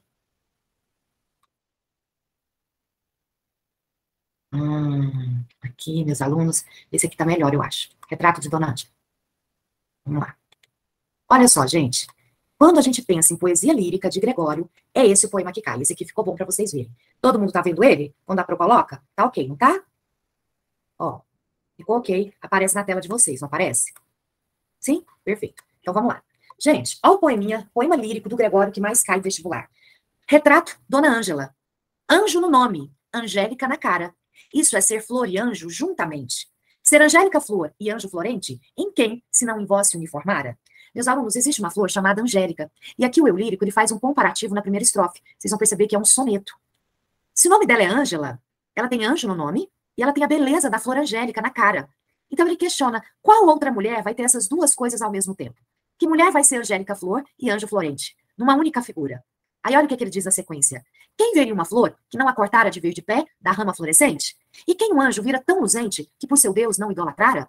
Imagina o seguinte, você está andando pelo jardim e você vê uma belíssima flor. Quem vai ver uma flor tão bela que não vai ter vontade de cortá-la e levá-la para si? E quem vai ver um anjo tão reluzente que não vai parar e vai idolatrar esse anjo? Se como anjo sois dos meus altares, foreis o meu custódio, a minha proteção e a minha guarda. Livrara eu de diabólicos azares. Ora, se ela é o anjo do altar dele, a função dela é de guardar e protegê-lo. Mas olha a conclusão que ele chega, gente. Mas vejo que tão bela e tão sensual, charmosa, posto que os anjos nunca dão pesares, sois o anjo que me tenta e não me guarda. Gente, uma mulher tão bonita, tão sensual, vendo que os anjos nunca dão problema, qual a conclusão que o eu lírico chega? Que ela é o anjo que tenta, não o anjo que lhe guarda. O que eu quero que vocês percebam, meus alunos? Ele descreve um perfil feminino que tem anjo e demônio na mesma pessoa. Porque vocês vão lembrar que Lúcifer é o anjo caído. Então eu posso dizer que Gregório de Matos, quando se refere à mulher, também se refere com a dualidade, com o contraste, com as coisas de Deus versus as coisas do mundo, com o bem e com o mal. Verdadeiro? Verdadeiro. Ficou claro isso? Deu para vocês verificarem isso no poema? Tranquilo, gente? Então guardem isso. Sempre que Gregório se refere à mulher amada, ele se refere a ela com um caráter dual, dual de dualidade. É a possibilidade do bem e do mal na mesma pessoa. Fechou? Podemos mais um pouquinho? Isso é um exemplo da poesia lírica. Aí eu quero mostrar para vocês agora, no nosso material, como o Gregório retrata o amor. Isso aqui é muito interessante. Tá bem aqui embaixo, eu quero mostrar isso aqui para vocês. Ó, olha o que ele vai falar do amor, meus alunos. O amor é finalmente um embaraço de pernas, uma união de barrigas, um breve tremor de artérias. Uma confusão de bocas, uma batalha de veias, um reboliço de ancas. Quem diz outra coisa é besta. Gente, isso aqui faz parte da poesia lírica dele, tá bom? Mas aí, pergunta que não quer calar. Como o eu lírico vê o amor? O amor é visto como um amor carnal. Quando ele diz que é um reboliço de ancas, o que é anca? É quadril. Tudo que ele faz referência é referência ao contato carnal sexual. Embaraço de pernas, união de barrigas, tremor de artérias, confusão de bocas, batalhas de veias. Tudo isso faz referência ao amor carnal. Tudo bem, moçada? Então aqui eu tenho o meu lírico muito voltado agora para as coisas do mundo, para as coisas da carne. Fechou? Na sequência, a Pro vai mostrar para vocês uma poesia religiosa, que eu acho que eu mostrei ela na aula passada, cheguei até a ler, quando falávamos de linguagem conceptista, que é o famoso soneto a Jesus Cristo. Gente, é aquilo que eu havia dito a vocês. Eu vou apresentar para vocês 2 poemas religiosos que são considerados os carros-chefes da poesia do Gregório, da poesia religiosa dele. É o poema Jesus Cristo, e nós temos o poema a Jesus Cristo Nosso Senhor, estando poeta para morrer, ok? Então nós temos esses 2 aqui, ó. Esse aqui, a Pro chegou a lê-lo na aula passada, e eu vou retomar ele com vocês. Tem uma coisa que, para quem gosta de anotar, eu acho que vale super a pena. Você deve lembrar que a poesia do Gregório, religiosa, ela segue uma estrutura de 3 palavras: pecado, arrependimento, perdão. Então, repito, a poesia religiosa de Gregório, ela está estruturada em 3 palavras: pecado, arrependimento e perdão. Então, eu sempre tenho um eu lírico que confessa que errou, e ele não poupa, não, gente, ele conta que ele errou feio. Ele mostra que ele está arrependido porque o que ele busca é o perdão. Então, isso é uma fórmula que vai ser usada de maneira repetida. Isso é uma marca registrada do Gregório, ok? Aqui não foi diferente, meus alunos. Porque quando ele diz, pequei, Senhor, mas não porque é pecado da vossa alta clemência me despido. Porque quanto mais tenho delinquido, vos tenho a perdoar mais empenhado. Gente, o eu lírico de cara, ele está dizendo o quê? Eu pequei. Mas não é porque eu pequei que eu estou dispensando a sua piedade. Porque quanto mais eu tenho errado, e daí a palavra delinquido, que ele adora isso aqui para potencializar o erro dele, quanto mais eu tenho delinquido, quem é vós? Vós é Jesus Cristo. Tenha a perdoar com mais empenho. Se basta a vós irar tanto pecado, abrandar-vos só beijo, um só gemido. Que a mesma culpa que vos há ofendido, vos tem para o perdão lisonjeado. Gente, se Deus, o Pai, Jesus, fica irado com tanto pecado, basta um só gemido que o coração dele abranda. Porque é o coração de pai. E aqui eu quero que vocês tomem cuidado com esses dois últimos versos, que a FUVEST adora isolá-los e pedir para você interpretar. Que a mesma culpa que vos há ofendido, vos tem para o perdão lisonjeado. Por que que o Pai, que Deus, fica lisonjeado ao perdoar a culpa dos homens? É porque quando o homem busca o perdão, ele se arrepende. Então, o que deixa Cristo lisonjeado é o quê? É a busca pelo perdão, porque ela é resultado de um arrependimento. É esse o gabarito que a FUVEST usa. Então, o que deixa Deus lisonjeado é a busca pelo perdão, porque isso mostra que eu estou arrependido. E aqui na terceira estrofe, que é um terceto, gente, ele vai fazer até uma citação da Bíblia. Se uma ovelha perdida é já cobrada, glória tal e prazer tão repentino vos deu, como afirmais na sacra história. Tá lá, ó, a parábola, o pastor, quando perde a ovelha desgarrada. E ele termina o poema assumindo, eu sou, Senhor, a ovelha desgarrada. Cobrai-a, e não queirais, pastor divino, perder na vossa ovelha a vossa glória. Olha o quanto ele é cara de pau, gente. Ele assume, eu sou a ovelha desgarrada. Cobrai-a, recuperai-a, me perdoai, né? Por quê? Não vai querer, pastor divino, perder a vossa glória nessa ovelhinha aqui desgarrada. Gente, olha a argumentação dele. Olha o quanto a linguagem conceptista fica evidente. Olha o uso de um raciocínio lógico para tentar convencer a Deus a liberar o perdão a ele. Tá claro isso para vocês? Isso é a poesia religiosa. Tranquilo? Olha o próximo poema, gente. Olha o quanto eu tenho eu lírico cara de pau, só para variar um pouco, né? Aqui é quando o cidadão está na hora da morte, amém. É quando ele faz um levantamento da vida dele. E ele vai pedir perdão. Mas olha a primeira estrofe, gente. Olha tanto que ela engana o leitor. Meu Deus, que estás pendente em um madeiro. Então eu estou conversando com Cristo crucificado. Em cuja fé protesto de viver. Em cuja santa lei hei de morrer. Amoroso, constante, firme, inteiro. Gente, quando você lê a primeira estrofe, parece que está tudo bem. Eu estou conversando com Cristo crucificado. Eu acabei de dizer que eu vivi na fé de Deus. E na santa lei, eu quero morrer. Morrer como? Como um homem amoroso, constante, firme, inteiro. Quando você lê a primeira estrofe, parece que não tem problema nenhum.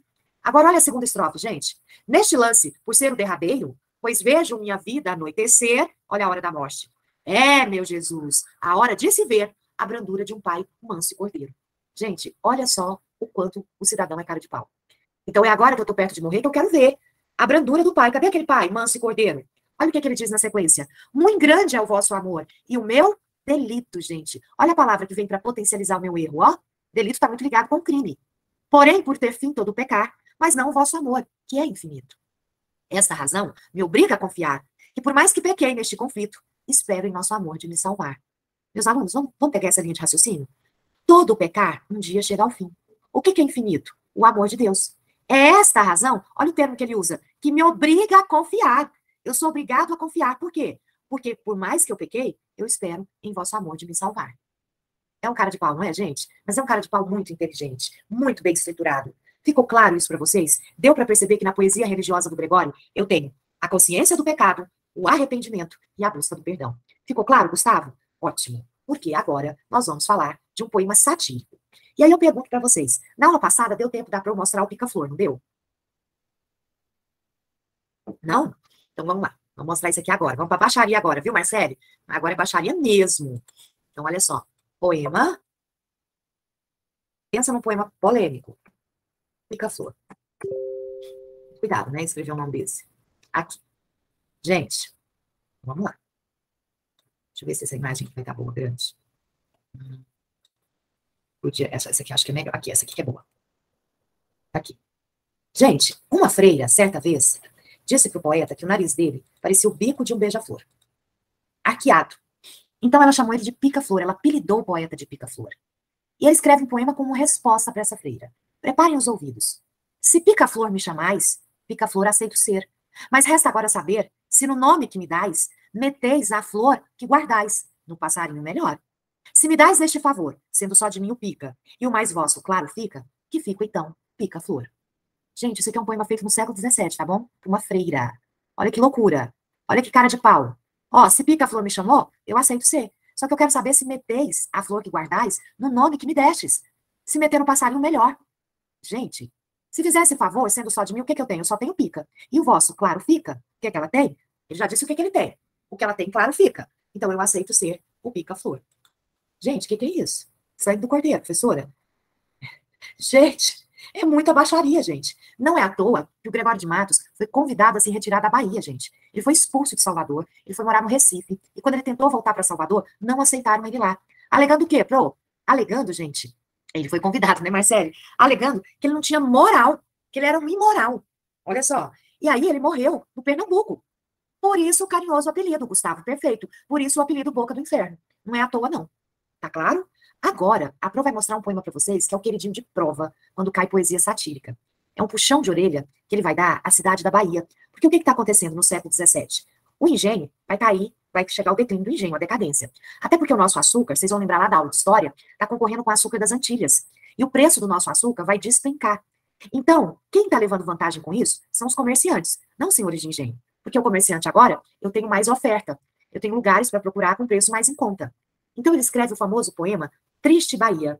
Esse poema, meus alunos, ele foi musicado, o Triste Bahia, pelo Caetano Veloso. E ele foi, né, ele fez parte da trilha sonora daquela novela Velho Chico. Triste Bahia foi musicado pelo Caetano Veloso. Também é um soneto. E é todo o poema é ele conversando com a cidade da Bahia, que é Salvador. Olha como ele começa. Triste Bahia, ó quão dessemelhante estás, e estou do nosso antigo estado. Pobre te vejo a ti, tu a mim, empenhado. Rica te vi eu já, tu a mim, abundante. Gente, ó quão diferente estás, e eu estou da nossa antiga condição. Hoje a Bahia está como pobre, e eu, endividado.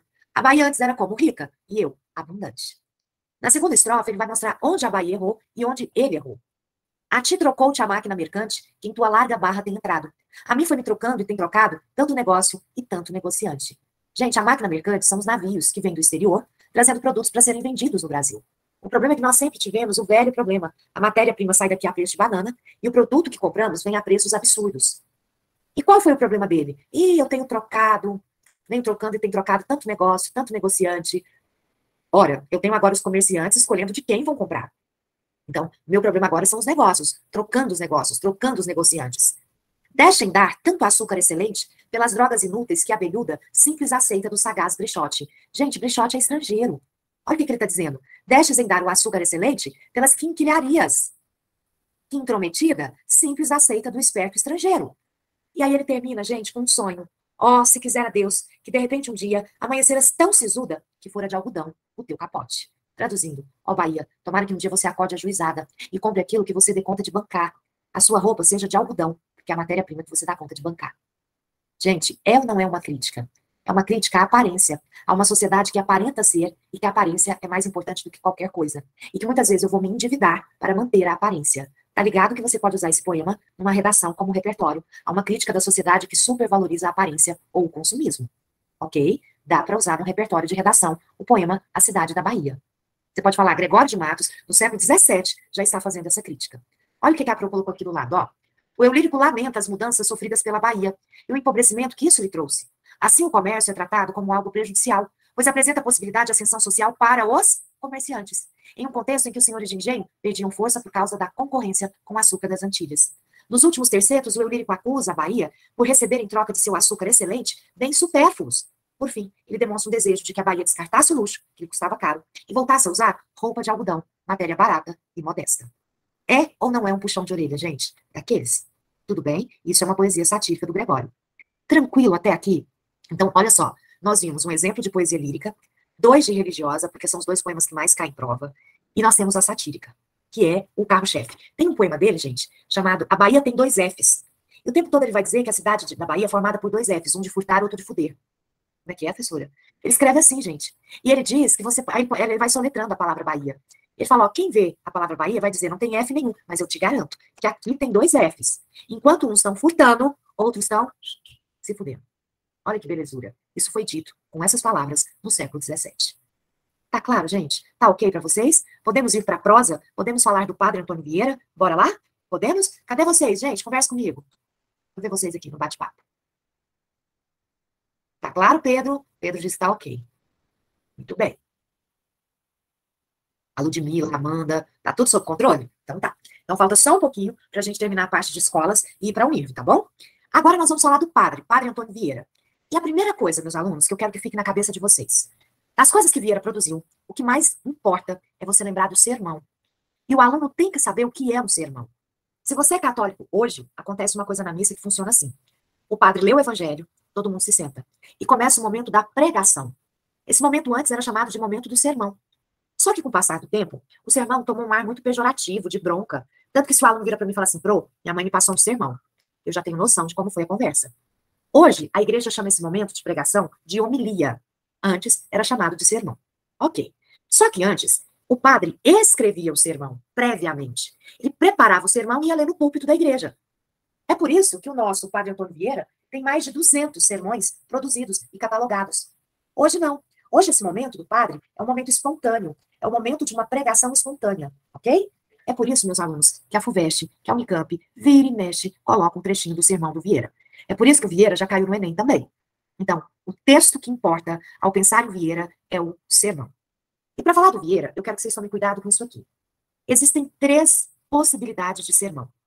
Primeira possibilidade é o sermão religioso. Esse que todo mundo está acostumado a ver na igreja. É o que se espera de um padre. Primeiro, sermão religioso.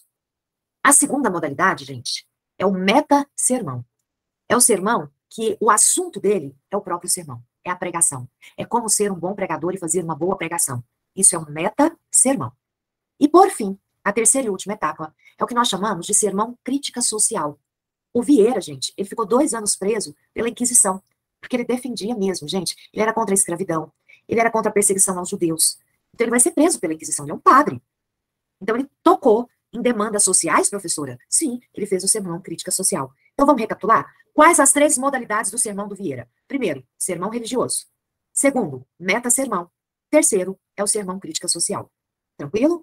A PRO vai mostrar uma crítica social que despenca em prova quando cai esse padre. Vamos dar uma olhada? É esse sermão aqui, ó, meus alunos. Esse é polêmico que só. Vamos dar uma olhada nele.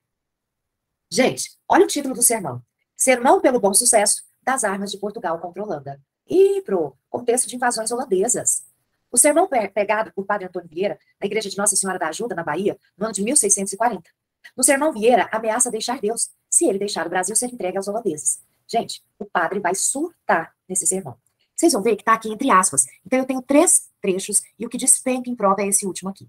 Olha o que ele vai dizer no primeiro trecho. E depois de tantos perigos, depois de tantas desgraças, depois de tantas e tão lastimosas mortes, ou nas praias desertas sem sepultura, ou sepultados nas entranhas das árvores, das feras, dos peixes, que as terras que assim ganharmos, as hajamos de perder assim. Gente, terra que ganhamos. Ganhamos de quem? Ganhamos de Deus. Portugal ganhou isso aqui de Deus. Já estamos nessa terra há 140 anos. Tanta gente já morreu. Tanta gente já perdeu a vida por essas terras. E agora nós vamos entregar essas terras de mão beijada para a Holanda? Olha o segundo trecho. Assim se queixava Josué a Deus, e assim nós podemos nos queixar, e com muito maior razão que ele. Se Josué tinha seus motivos para se queixar a Deus, eu tenho motivos maiores do que Josué. E olha o trecho que despenca em prova, e aqui vocês vão ver que o padre apelou feio com Deus. Olha o que ele vai dizer. Entregai aos holandeses do Brasil, entregai-lhe às Índias, entregai-lhe às Espanhas, que não são menos perigosas as consequências do Brasil perdido. Entregai-lhes quanto temos e possuímos, como já lhe entregastes tanta parte. Ponde em suas mãos o mundo, e a nós, aos portugueses e espanhóis, deixai-nos, repudiai-nos, desfazei-nos, acabai-nos. Mas só digo, e lembro a vossa majestade, Senhor, que estes mesmos, que agora desfavoreceis, e lançais de vós, pode ser que os querais algum dia, e que os não tenhais. Gente, ele apelou com Deus. Ele tá falando, entrega, dá tudo pra Holanda, pra Portugal, da Espanha, pode levar tudo, tá massa. Só que pode ser que um dia, Deus queira Portugal e Espanha. E esses dois não mais quererão Deus. É isso que ele vai dizer. Olha só, gente, ele apelou feio com Deus. Tranquilo, meus alunos? Deu para ter uma ideia? Então, o Pro vai recapitular. Pensou em Padre Antônio Vieira, você tem que lembrar da linguagem. É o maior defensor da linguagem conceptista. Ele acredita que um padre tem que ser claro ao falar. Ele tem que ter argumentos ao falar. Segundo, ao pensar nesse padre, eu tenho que pensar em 3 modalidades de texto. Eu tenho o sermão religioso, que é aquilo que se espera de todo padre. Eu tenho o meta-sermão, que é o sermão que o assunto dele é o próprio sermão, é a própria pregação. E eu tenho, meus alunos, o sermão crítica social, que é o queridinho de prova. Ok? Tem uma fofoca para vocês. Certa vez, ele estava pregando numa missa campal, próximo a um rio. Aí ele tá lá pregando, gente. Pregando lá na frente e o povo conversando. Já viu isso em algum lugar? O cara tá lá na frente falando e o povo conversando. E o padre apela. Ele vira para o rio e começa a pregar para os peixes. É o famoso sermão de Santo Antônio aos peixes. E ele vai dizer assim, você peixe adúltero. Você peixe que engana sua mulher. Você peixe que pega dinheiro emprestado e não paga. E você, peixe, que cobra preços abusivos. Gente, ele começa a atribuir os vícios humanos aos peixes. E ele termina dizendo, bom seria se bastasse um peixe grande para alimentar vários pequeninos. Pena que vivemos numa terra que são vários pequeninos na barriga de um só grande. É ou não é crítico, gente? Porrada, né? Tiro, porrada e bomba, vamos combinar. Esse é o padre Antônio Vieira. Ele não alisa, gente. Ele bate feio. Tá claro para vocês isso aqui? Tranquilo? Podemos encerrar a parte de escolas agora e começarmos a falar do alienista do Machado de Assis? Bora lá, gente? Começar com o pé direito? Deixa eu confirmar. Na aula passada, deu tempo da Pro falar de algumas características do movimento realista. Não deu tempo, gente? Características gerais? Confirma. Sim, não foi, gente? Foi quando nós falamos da amizade por interesse, do amor por interesse, não é assim? Ok. Muito bem. Eu já vou até deixar o PDF do alienista aqui no ponto. Porque nós vamos começar a falar desse conto muito massa. Desse conto, dessa novela, né, gente? Dessa caixinha de marimbondo chamado O Alienista. PDF. Aqui. Não quero slide do alienista, não. Eu quero o alienista PDF. Aqui. Vamos lá. Vamos aqui para o domínio público, para nós começarmos. Gente, por que eu estou querendo começar com esse PDF aqui, com o primeiro parágrafo do livro, para a gente trocar uma ideia? Vamos lá. Vocês vão lembrar que a obra O Alienista é um texto dividido em 13 capítulos, com cerca de 80 páginas, né? Em PDF vai dar, né, menos página, mas quando você leva para um livrinho normal, vai para 80. E ele começa com o capítulo 1, ele tem um título bem curioso, de como Itaguaí ganhou uma casa de Orates. Professora, por que ele coloca de como? É como se eu estivesse te contando uma fofoca. Eu vou te contar de como que a cidade de Itaguaí ganhou um hospício, ganhou uma casa para loucos. O que eu quero que vocês percebam? Esse narrador, tudo que ele vai nos contar, é baseado em informações que ele colheu dos cronistas da vila de Itaguaí. É como se eu tivesse escutado a história e agora eu estou passando para frente. Certo, moçada? Então, guardem isso para unir, que caindo de novo o alienista, ela vai em cima disso aqui. É um texto e tudo aquilo que o narrador vai nos contar é baseado naquilo que ele ficou sabendo. Então, eu posso pensar assim, o narrador, ele está narrando no tempo presente, fatos que ocorreram no passado. Então, logo de cara, eu posso dizer que o alienista é uma narrativa construída em flashback? Verdadeiro ou falso? Verdadeiríssimo. Eu estou no tempo presente, narrando fatos do passado, que foram registrados por cronistas da vila de Itaguaí, e hoje eu estou passando para frente, ok? Então, olha o primeiro parágrafo. As crônicas da vila de Itaguaí dizem que em tempos remotos vivera ali um certo médico, o doutor Simão Bacamarte, filho da nobreza da terra e o maior dos médicos do Brasil, de Portugal e das Espanhas. Estudara em Coimbra e Pádua, aos 34 anos regressou ao Brasil, não podendo el rei alcançar dele que ficasse em Coimbra, regendo a universidade, ou em Lisboa, expedindo os negócios da monarquia. Gente, olha a moral que o Simão Bacamarte tem com o rei de Portugal. O que ele diz? Fica aqui, fica em Coimbra. Em Coimbra você pode ser o reitor da Universidade de Coimbra. Ele não quer. Então, fique em Lisboa, sendo meu braço direito aqui com os negócios que envolvem a monarquia. Não. A ciência, disse ele à sua majestade, é o meu emprego único. Itaguaí é o meu universo. Itaguaí é no interior do Rio de Janeiro, gente. Então, a ciência é o meu emprego. Itaguaí é o meu universo. Ok até aqui? Prof, a senhora teria uma lista de figuras e funções de linguagem? Poderia enviar, por favor? Ah, Pedro, o que caiu no simulado, meu bem? Essa coisa do narrador, do cronista? Foi? Natália, você quer uma listinha de figuras de linguagem? Eu vou levantar esse material para vocês. Ah, tá, como se fosse uma fofoca. Isso. Natália, quem dá gramática para vocês? Ah, para a Evangélica, Natália. Boa. É uma boa revisão, viu, Natália? Quem dá gramática para vocês? Ah, é junto com redação. Ninguém. Como ninguém, gente? Entendi, Natália. A Pro entendeu. Então, vamos combinar? A Pro vai levantar essa lista e eu vou encaminhar para postar para vocês. Pode ser? Então, vocês querem uma lista de revisão de figuras de linguagem. As principais figuras. Fechou? Então, tá combinado, Natália. A Pro vai passar para vocês. Eu vou providenciar isso, minha querida. Certinho? Muito bem. Gente, figuras e funções. Então, deixa a Pro anotar, gente. Estou anotando pedidos. Vamos anotar aqui, Pro. Figuras e funções. Uma revisão. Revisão. Fechou. Pode deixar que a Pro vai providenciar isso o mais rápido possível, tá bom? Então tá. Ô, Josiane, obrigada. Fechou, Eduarda. Muito bem. Meus amores, até aqui tá claro o que a Pro falou? Pode continuar? Então agora vamos ao nosso material. O que a Pro vai postar para vocês? Vamos falar disso aqui. Adoro. Gente, ó o nosso Machado de Assis aqui, ó. Nosso alienista. Eu adoro essa edição da Princípios. Ela vem com questões de vestibular, mas eu gosto muito dessa capa, gente. Porque você olhando de frente, é um médico normalzinho, concorda, galera? Mas de costas, olha aqui, tá amarrado. Então é bem essa dualidade, né? A gente fala de barroco, uma dualidade da sanidade com a loucura. Essa capa nos diz muito, certo? E olha o que eu separei para vocês, gente. Vocês já ouviram falar de uma obra chamada O Elogio à Loucura? Vocês têm isso na filosofia, Erasmo de Roterdã. O Elogio à Loucura. Olha só, eu vou pegar para vocês direitinho aqui, até a data, o ano de publicação para vocês. Vamos lá. A primeira edição saiu em 1511. Erasmo de Roterdã, O Elogio à Loucura. Machado de Assis leu essa obra. Lembrando que nós estamos no final do século XIX, onde o cientificismo está muito em alta, as questões voltadas à análise da mente humana estão muito em alta. Mas eu trouxe essas 3 frases para nós refletirmos. Olha a primeira, gente. Fala loucura. Quanto a mim, é o homem em pessoa que eu reconduzo à idade mais bela e mais feliz.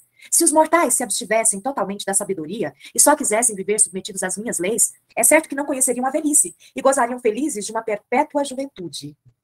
Isso é uma fala da loucura no livro, o Elogio à Loucura, gente. Então, olha só, se os mortais abandonassem a sabedoria e a razão e vivessem só submetidos às minhas leis, né, eles seriam mais felizes. O Erasmo de Roterdã trabalha muito com essa ideia de que a felicidade está muito próxima à loucura. A pior das loucuras é, sem dúvida, pretender ser sensato no mundo de doidos.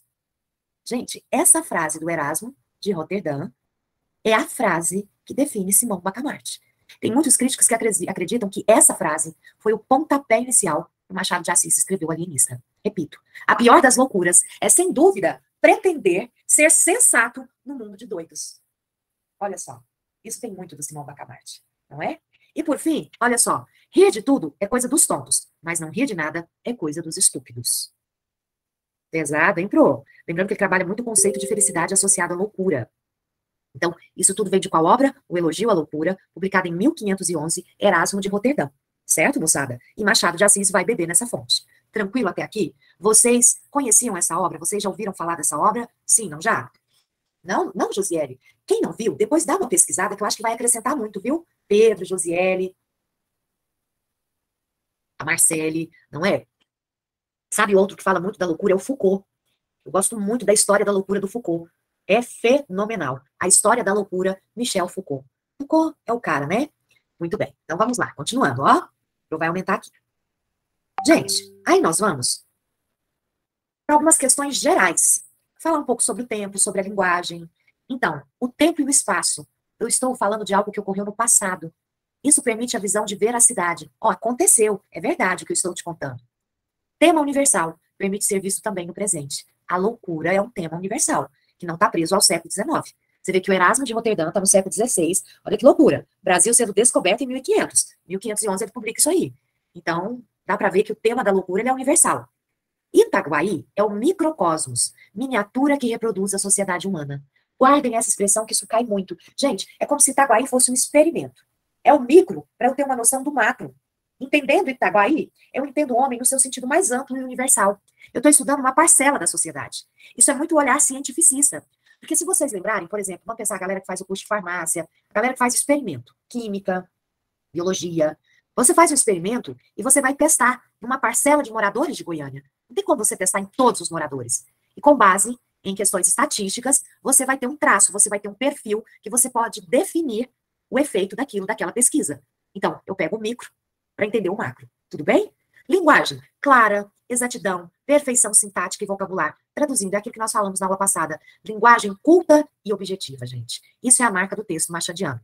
Muita ironia, gente. Ironia é muito forte em Machado de Assis. E se eu tenho ironia, isso amplia as possibilidades de leitura. Porque eu posso interpretar em vários níveis diferentes de ironia. Ambiguidade, mais próximo da literatura moderna. Essa ambiguidade está na figura do Simão. É um homem que é um médico, que está acima de tudo e de todos, que é o cara que identifica o louco. Mas nós vamos, com o passar do texto, percebendo que o grande louco é o próprio Simão. Ele é uma figura ambígua, porque ao mesmo tempo é o que trata da loucura, é a presença física da loucura, é a personificação da loucura, ok?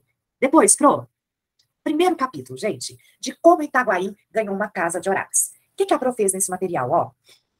Esse material vocês também vão recebê-lo, ó. A Pro fez o seguinte, galera, o resumo por capítulos. Nós vamos passar pelos 13 capítulos, ok? Vamos fazer um serviço ó, muito caprichado, combinado? Como começa a nossa história, bro?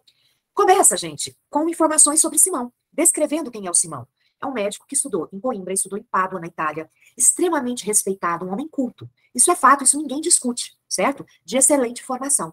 E esse médico, que tinha toda a possibilidade de ficar na Europa e seguir uma carreira lá, decide vir para o Rio de Janeiro, para sua terra natal, que é Itaguaí. Então eu posso dizer, meus alunos, verdadeiro ou falso, ó, que a cidade de Itaguaí vê o Simão Bacamarte como seu filho mais ilustre. Verdadeiro? Verdadeiríssimo. É assim que as pessoas enxergam o Simão, ok? Muito bem. Quando ele chega, ele quer casar, né? Ele já chega com 34 anos, ele quer casar, se estabelecer, e aí é quando ele vai se casar com uma moça que já é viúva, que é a dona Evarista Costa em Mascarenhas. Muito bem. Uma senhora muito feia, o que evitaria que ele se distraísse de seus estudos a contemplá-la. Gente, existe a frase que melhor define a dona Evarista. Dona Evarista não é bonita nem simpática. Ok? Essa frase dá o que falar. Porque se ela não é bonita e ela também não é simpática, então quer dizer que ela é feia. E ele vai dizer o quê? Tudo bem, tá até bom ela ser feia, sabe por quê? Porque eu foco nos meus estudos. Eu não vou perder meu tempo contemplando a beleza da minha esposa. Então tá massa ela ser feia, não tem problema algum, certo, moçada? Então isso tá ok pra ele. Porém, se ela não tem a beleza como atributo, a beleza física, a Marcele tá aqui cretino, o Pedro sábio. Como ela não tem a beleza física, ela tem uma saúde maravilhosa. Por outro lado, a mulher possuir atributos fisiológicos perfeitos. Cuidado com essa expressão não livre, que ela pode muito bem cair. O que leva Simão Bacamarte a escolher Dona Evarista são seus atributos fisiológicos perfeitos. Verdadeiríssimo. É isso que o levou até Evarista. Certo, gente? Por quê? Porque ele quer ter filhos saudáveis. O problema é que isso não ocorreu. E aqui vem uma grande ironia. Ela não está casada pela segunda vez? Ela não teve filho na primeira vez do casamento. Opa, então já tem alguma coisa errada. E aí ele, que é o espertão, que sabe tudo, que é o médico, né, que tem um critério para escolher a esposa, não vai ter filhos. Então, provavelmente, já era o problema que ela tinha, né? Sim, Giovana, ele vai se dedicar muito ao trabalho, ele vai esquecer da própria esposa, ok? Na sequência, gente, olha só. Qual é o interesse? Ele nem pensou nisso, não é, Daniel? Nem pensou nisso, é. Ela já está no segundo casamento, não teve filho no primeiro? Quem garante que ela vai ter no segundo? Né? O interesse maior de Simão se deu pela medicina psicológica, verdadeiríssimo. Então, ele vai propor, gente, qual é a grande instituição dessa cidade? A Câmara dos Vereadores. Então, ele vai propor à Câmara dos Vereadores a construção de um hospício, que vai ser a Casa Verde. E por que ele tem que propor, professora? Ora, porque ele precisa de duas coisas. Ele precisa de autorização para construir a Casa Verde e ele precisa de verba para construir a Casa Verde, meus alunos. E ele vai conseguir as duas coisas, apoio e a verba. Tudo bem? A princípio, quem estranha essa sede para construir uma casa de loucos é o Padre Lopes. Então, o Padre Lopes, quando vê ele tão obstinado por isso, ele chega a falar para a Dona Evarista: Dona Evarista, por que seu marido não faz uma viagem com a senhora, distrai um pouco, né? Ele só pensa em construir um hospício, ele só pensa em loucos. E aí, gente, a mulher não teve sucesso nenhum nessa empreitada. Tanto que vocês vão lembrar que quem vai para o Rio de Janeiro vai ser a Dona Evarista daqui um pouquinho. O Simão não sai de Itaguaí, ok? Então, conseguiu apoio, conseguiu verba, inaugurou a Casa Verde, 7 dias de comemoração. A festa durou uma semana, e é isso que nós vamos ver agora, ok? Agora a Pro vai lá no PDF para te provar algumas coisas que nós estamos falando aqui. Então, vamos lá. Ó. Quando ela fala do Rio de Janeiro, olha só, gente. Olhe, Dona Evarista, disse-lhe o Padre Lopes, vigário do lugar. Veja se seu marido dá um passeio ao Rio de Janeiro. Isso de estudar sempre, sempre, não é bom. Vira o juízo. Dona Evarista ficou aterrada, ou seja, ela ficou assustada. Foi ter com o marido, disse-lhe que estava com desejos. Principalmente, o de ir ao Rio de Janeiro e comer tudo que a ele lhe parecesse adequado a certo fim. Mas aquele grande homem, com rara sagacidade que o distinguia, penetrou a intenção da esposa e redarguiu-lhe sorrindo que não tivesse medo. Dali foi a Câmara, onde os vereadores debatiam a proposta e defendeu-a com tanta eloquência que a maioria resolveu autorizá-lo ao que pedira, votando ao mesmo tempo o imposto destinado a subsidiar o tratamento, alojamento e mantimento dos doidos pobres. Ó, gente, então tem até um esqueminha de SUS aí, ó. Quem não tem condição de pagar, a Câmara vai custear o tratamento dessas pessoas, certo? Aí mais adiante, gente, ainda nesse capítulo, eu quero mostrar para vocês aqui esse finalzinho. A Casa Verde foi o nome dado ao asilo por alusão à cor das janelas, que pela primeira vez apareciam verdes em Itaguaí. Inaugurou-se com imensa pompa de todas as vilas e povoações próximas e até remotas e da própria cidade do Rio de Janeiro. Correu gente para assistir às cerimônias, que duraram 7 dias. Muitos dementes já estavam recolhidos, e os parentes tiveram ocasião de ver o carinho paternal e a caridade cristã com que eles iam ser tratados. Dona Evarista, contentíssima com a glória do marido, vestiu-se luxuosamente, cobriu-se de joias, flores e sedas. Ela foi uma verdadeira rainha naqueles dias memoráveis. Ninguém deixou de ir visitá-la 2 e 3 vezes, apesar dos costumes caseiros e recatados do século. E não só a cortejavam, como a louvavam, porquanto. E este fato é um documento altamente honroso para a sociedade do tempo, porquanto viam nela a feliz esposa de um alto espírito, de um varão ilustre. E se lhe tinham inveja, era a santa e nobre inveja dos admiradores. Ao cabo de 7 dias, terminaram as festas públicas. Itaguaí tinha finalmente uma casa de Orates, uma casa de lobos. Ok? Primeiro capítulo está resolvido, gente? Já temos uma casa verde. Ela já foi inaugurada com seus janelões todos verdes, de madeira pintados de verde. Ok? Bora pro capítulo 2, que agora é que a coisa começa a acontecer. Então vamos lá. Olha o capítulo 2, meu povo. Tá bem aqui, ó. Torrente de lobos. Gente, quando fala em torrente, o que vem à cabeça de vocês? Geralmente vem a ideia mesmo de água, de rio, de corrente, né? É muita coisa, uma torrente de lobos, ok? Então, o que vai acontecer nesse capítulo? Vai entrar em cena um personagem muito importante, que é o Boticário Crispim Soares. Galera, Boticário é farmacêutico. Botica é uma maleta de remédios, onde se guarda os remédios. Então, pensa comigo, se eu sou um médico, é interessante eu ter um farmacêutico, o cara que manipula as medicações, sempre ao meu lado, sendo meu braço direito, meu pau mandado, é muito interessante. E aí começa a pipocar loucos de todos os cantos, com variadas manias, gente. Em 4 meses, a Casa Verde era uma povoação. Ela está lotada. As excentricidades encontradas pelo doutor impressionavam até o Padre Lopes. O padre fica admirado, porque o Simão ele olha para a pessoa e ele vai descrevendo, ó, você é louca por isso, isso e isso. Essa mania sua, isso te leva à loucura. O padre ficava impressionado com a forma como ele avaliava e diagnosticava os loucos. Então, o que acontece? O Simão, ele vai se dedicar a estudar cada transtorno que aparece na Casa Verde, de maneira particular, a fundo. Então, ele vai classificar o transtorno e ele vai aplicar a terapia para aquele transtorno. Ora, para ele fazer tudo isso, galera, ele tem que estar pautado muito nos estudos, na ciência. Então, esse homem agora vive 100% do seu dia voltado para ciência, para os estudos. Com isso, gente, ele deixa de fazer tudo que ele poderia fazer antes. Fazer um passeio, ir no jantar, receber uma visita, nem com a esposa, ele tem mais um tempo a sós. Para vocês verem, na hora das refeições, ele senta e ele está lendo algum artigo. Ele não consegue parar, comer sozinho e conversar com ela. Ele sempre está lendo, ele sempre está produzindo, ele sempre está estudando. E a Casa Verde, lotada. O que não faltam são loucos para que ele tenha que estudar. Ok? Quero mostrar isso aqui para vocês. Ó, vamos dar uma olhada nesse capítulo. Prof, consegue mandar os slides ainda hoje? Ana, esses slides eu montei até o capítulo 5. Que eu montei ontem, porque os slides que eu tinha do semestre passado eu não gostei. Eu estava achando eles muito confusos. Sabe? Eu pensei em fazer um slide que o aluno lesse e fosse pá, pá, matando, sabe, gente? Direitinho, resuminho, certinho. Um slide mais claro, sem rodeios. Aí eu fiz ele novinho. Então a prova vai terminar até o capítulo 13 e na próxima aula vocês já vão estar com ele disponível. Tá bom, minha querida? É porque não deu tempo de eu fazer tudo ontem, os 13 capítulos, tá? Porque o slide antiguinho tá muito rebuscado. A Marcele fez uma pergunta tão interessante. Você acha, prof, que ao nível cai novamente o alienista? Gente, sabe, um lado meu, eles amam Machado, a Giovana falou certo. Toda vez que eles têm Machado de Assis na lista, e vamos combinar, sempre tem Machado de Assis, eles exploram muito. Mas, meu Deus, foram 4 vestibulares que só caiu Machado de Assis em Torto Arado. Não foi, gente? Todos os vestibulares. Mas eu não descartaria. Não descartaria, gente. Esse semestre são 5. Pois é, gente. O outro campus, então, abriu? Já tá ok o outro campus? Vai ter a prova? Eles já lançaram o edital, Marcele, com a data das provas? Ainda não. Mas o campus já tá ok. Ah, o novo campus, os meninos me falaram, é Lusiânia? Onde fica o novo campus? Lusiânia, não é? Lusiânia em torno de Brasília? É, isso, lá no entorno. Ah, gente, é perto. E vocês onde passar, partiu, gente? Fui. Sim, né, Marcele? Claro, partiu a Ludmilla. Tem essa não, né, gente? Adorei a Marcele. Tô com a mala pronta. Que bom, meus alunos, que bom. Beijo, mãe.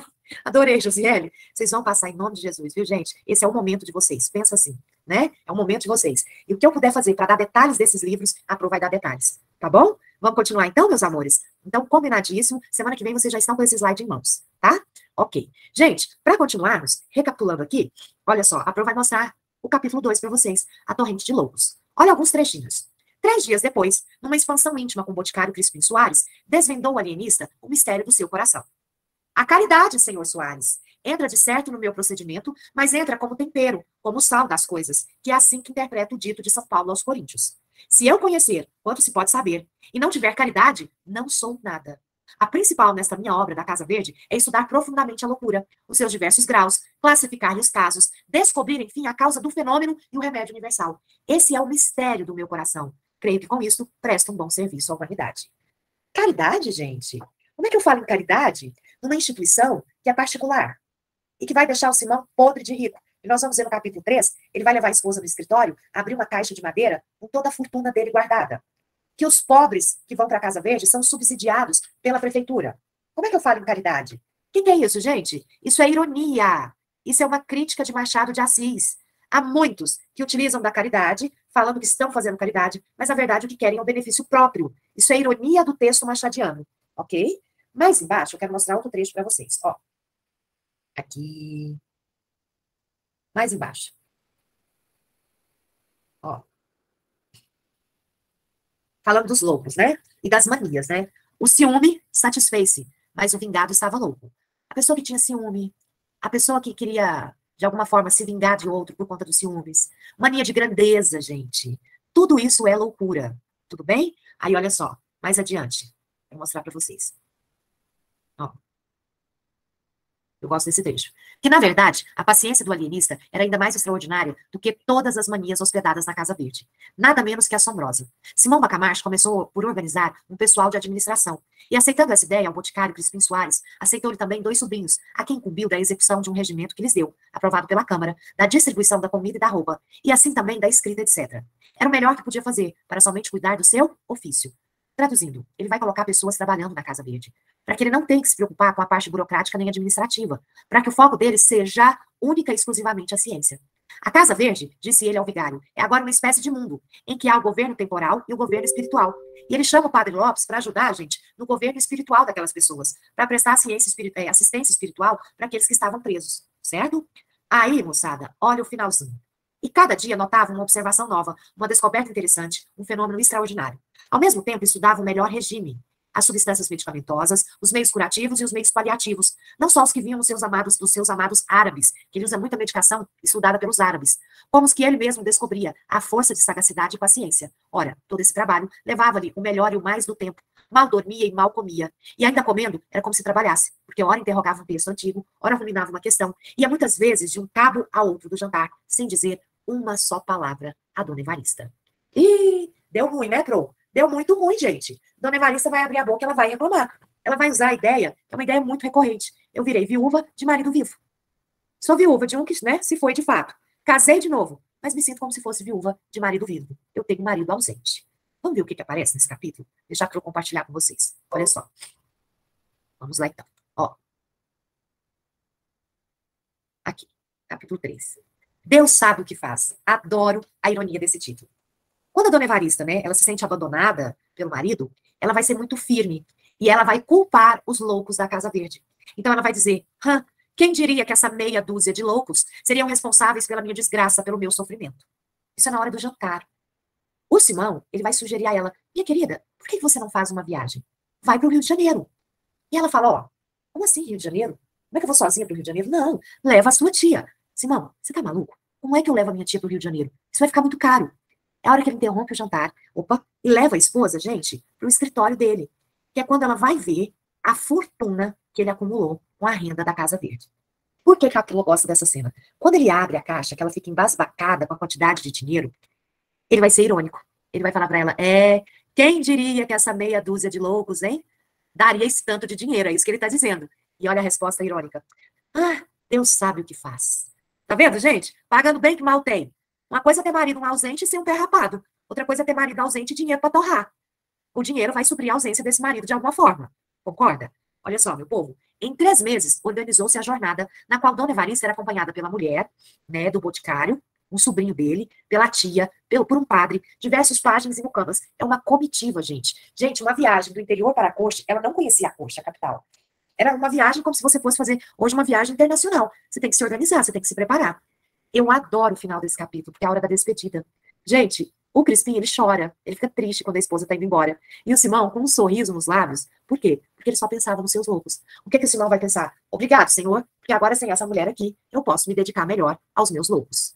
Tem base um negócio desse, gente? Vamos dar uma olhada nesse capítulo? Ela nunca foi triste. Virou outra mulher, não foi, meninas? Rapaz, Deixa eu mostrar essa cena para vocês. Ó, diz assim, olha o comecinho do capítulo. A ilustre dama, no fim de 2 meses, achou-se a mais desgraçada das mulheres. Caiu em profunda melancolia, ficou amarela, magra, comia pouco e suspirava a cada canto. Não ousava fazer-lhe nenhuma queixa, ou reproche, ou reclamação, porque respeitava nele o seu marido e senhor, mas padecia calada e definhava os olhos a olhos vistos. Um dia, ao jantar, como lhe perguntasse o marido o que é que tinha, respondeu tristemente que nada. Depois, atreveu-se um pouco e foi ao ponto de dizer que se considerava tão viúva como antes. Quem diria? Nunca que meia dúzia de loucos, de lunáticos, não acabou a frase, ou antes acabou-a levantando os olhos ao teto. Os olhos que eram a sua feição mais insinuante, negros, grandes, lavados, de uma luz úmida, como os da aurora. Ó, aí, gente, eu quero mostrar para vocês o momento que ele a leva. Primeiro ele vai falar da viagem, né? Consinto que vás dar um passeio ao Rio de Janeiro. Dona Evarista sentiu faltar-lhe o chão debaixo do pé. Nunca, dos nuncas, vira o Rio de Janeiro. Que Poço não fosse sequer uma pálida sombra do que hoje é. Todavia, era alguma coisa mais do que Itaguaí. Ver o Rio de Janeiro, para ela, equivale ao sonho do hebreu cativo. Olha só, gente, lembra do povo hebreu buscando a terra prometida? Agora, principalmente que o marido assentara de vez naquela povoação interior, agora que ela perdera as últimas esperanças de respirar os ares da nossa boa cidade. E justamente agora é que ele a convidava a realizar os seus desejos de menina e moça. Dona Evarista não pôde dissimular o gosto de semelhante proposta. Simão pagou-lhe na mão e sorriu. Pegou-lhe na mão. Um sorriso tanto ou quanto filosófico, além de conjugal, em que parecia traduzir-se este pensamento. Não há remédio certo para as dores da alma, essa senhora definha, porque lhe parece que a não amo. Dou-lhe o Rio de Janeiro e consola-se. E porque era um homem estudioso, tomou nota da observação. Gente, ele anotou isso, gente. Vocês acreditam que ele anotou essa observação? Essa mulher sofre de dores da alma. Ela está definhando. Ela acha que eu não a amo. O que eu lhe dou? Qual é o remédio? O Rio de Janeiro. E ela se consola. Tá vendo a ironia? Aí, gente, olha quando ele mostra o dinheiro. Aqui, ó.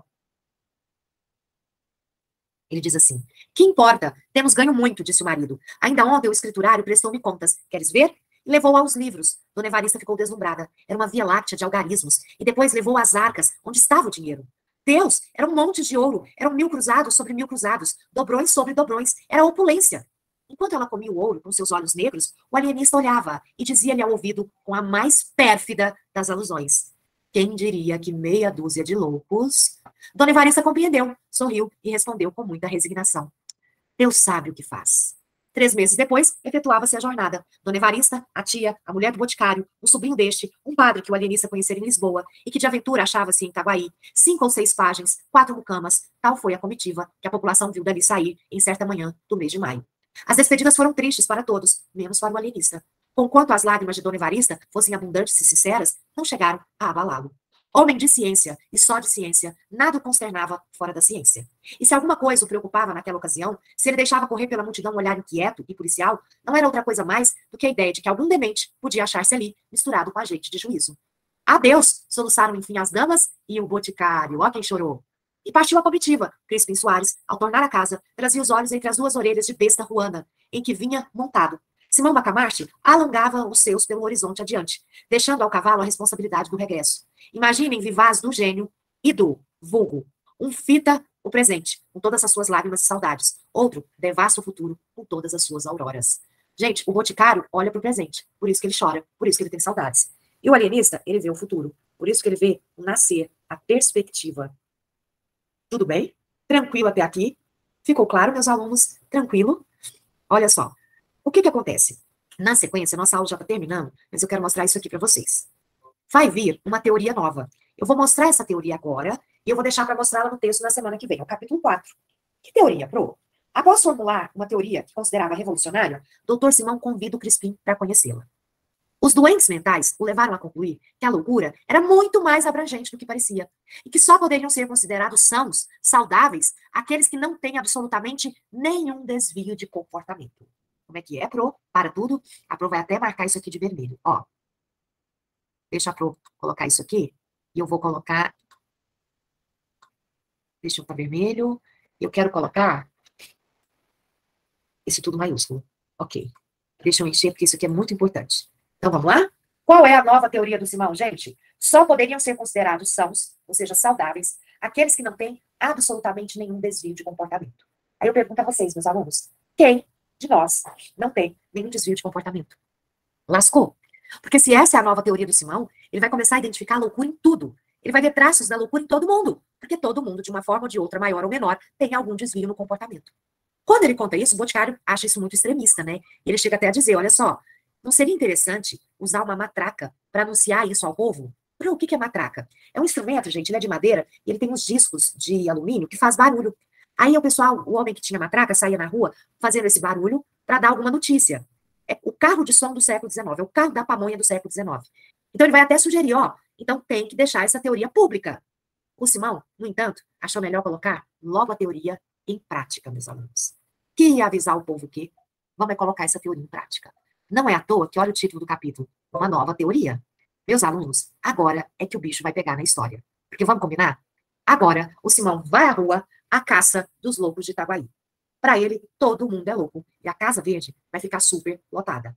Ok? Tranquilo até aqui? Tá ficando claro? Conta, meus alunos. Tá ficando claro? Valeu a pena nosso encontro de hoje? Valeu? Falamos tanta coisa, não é? Que bom, meus alunos. Ó, fiquem com Deus. Bom fim de semana. Eu vou levantar esse material de figuras para vocês, tá bom? Boa noite. Até semana que vem. Fiquem com Deus.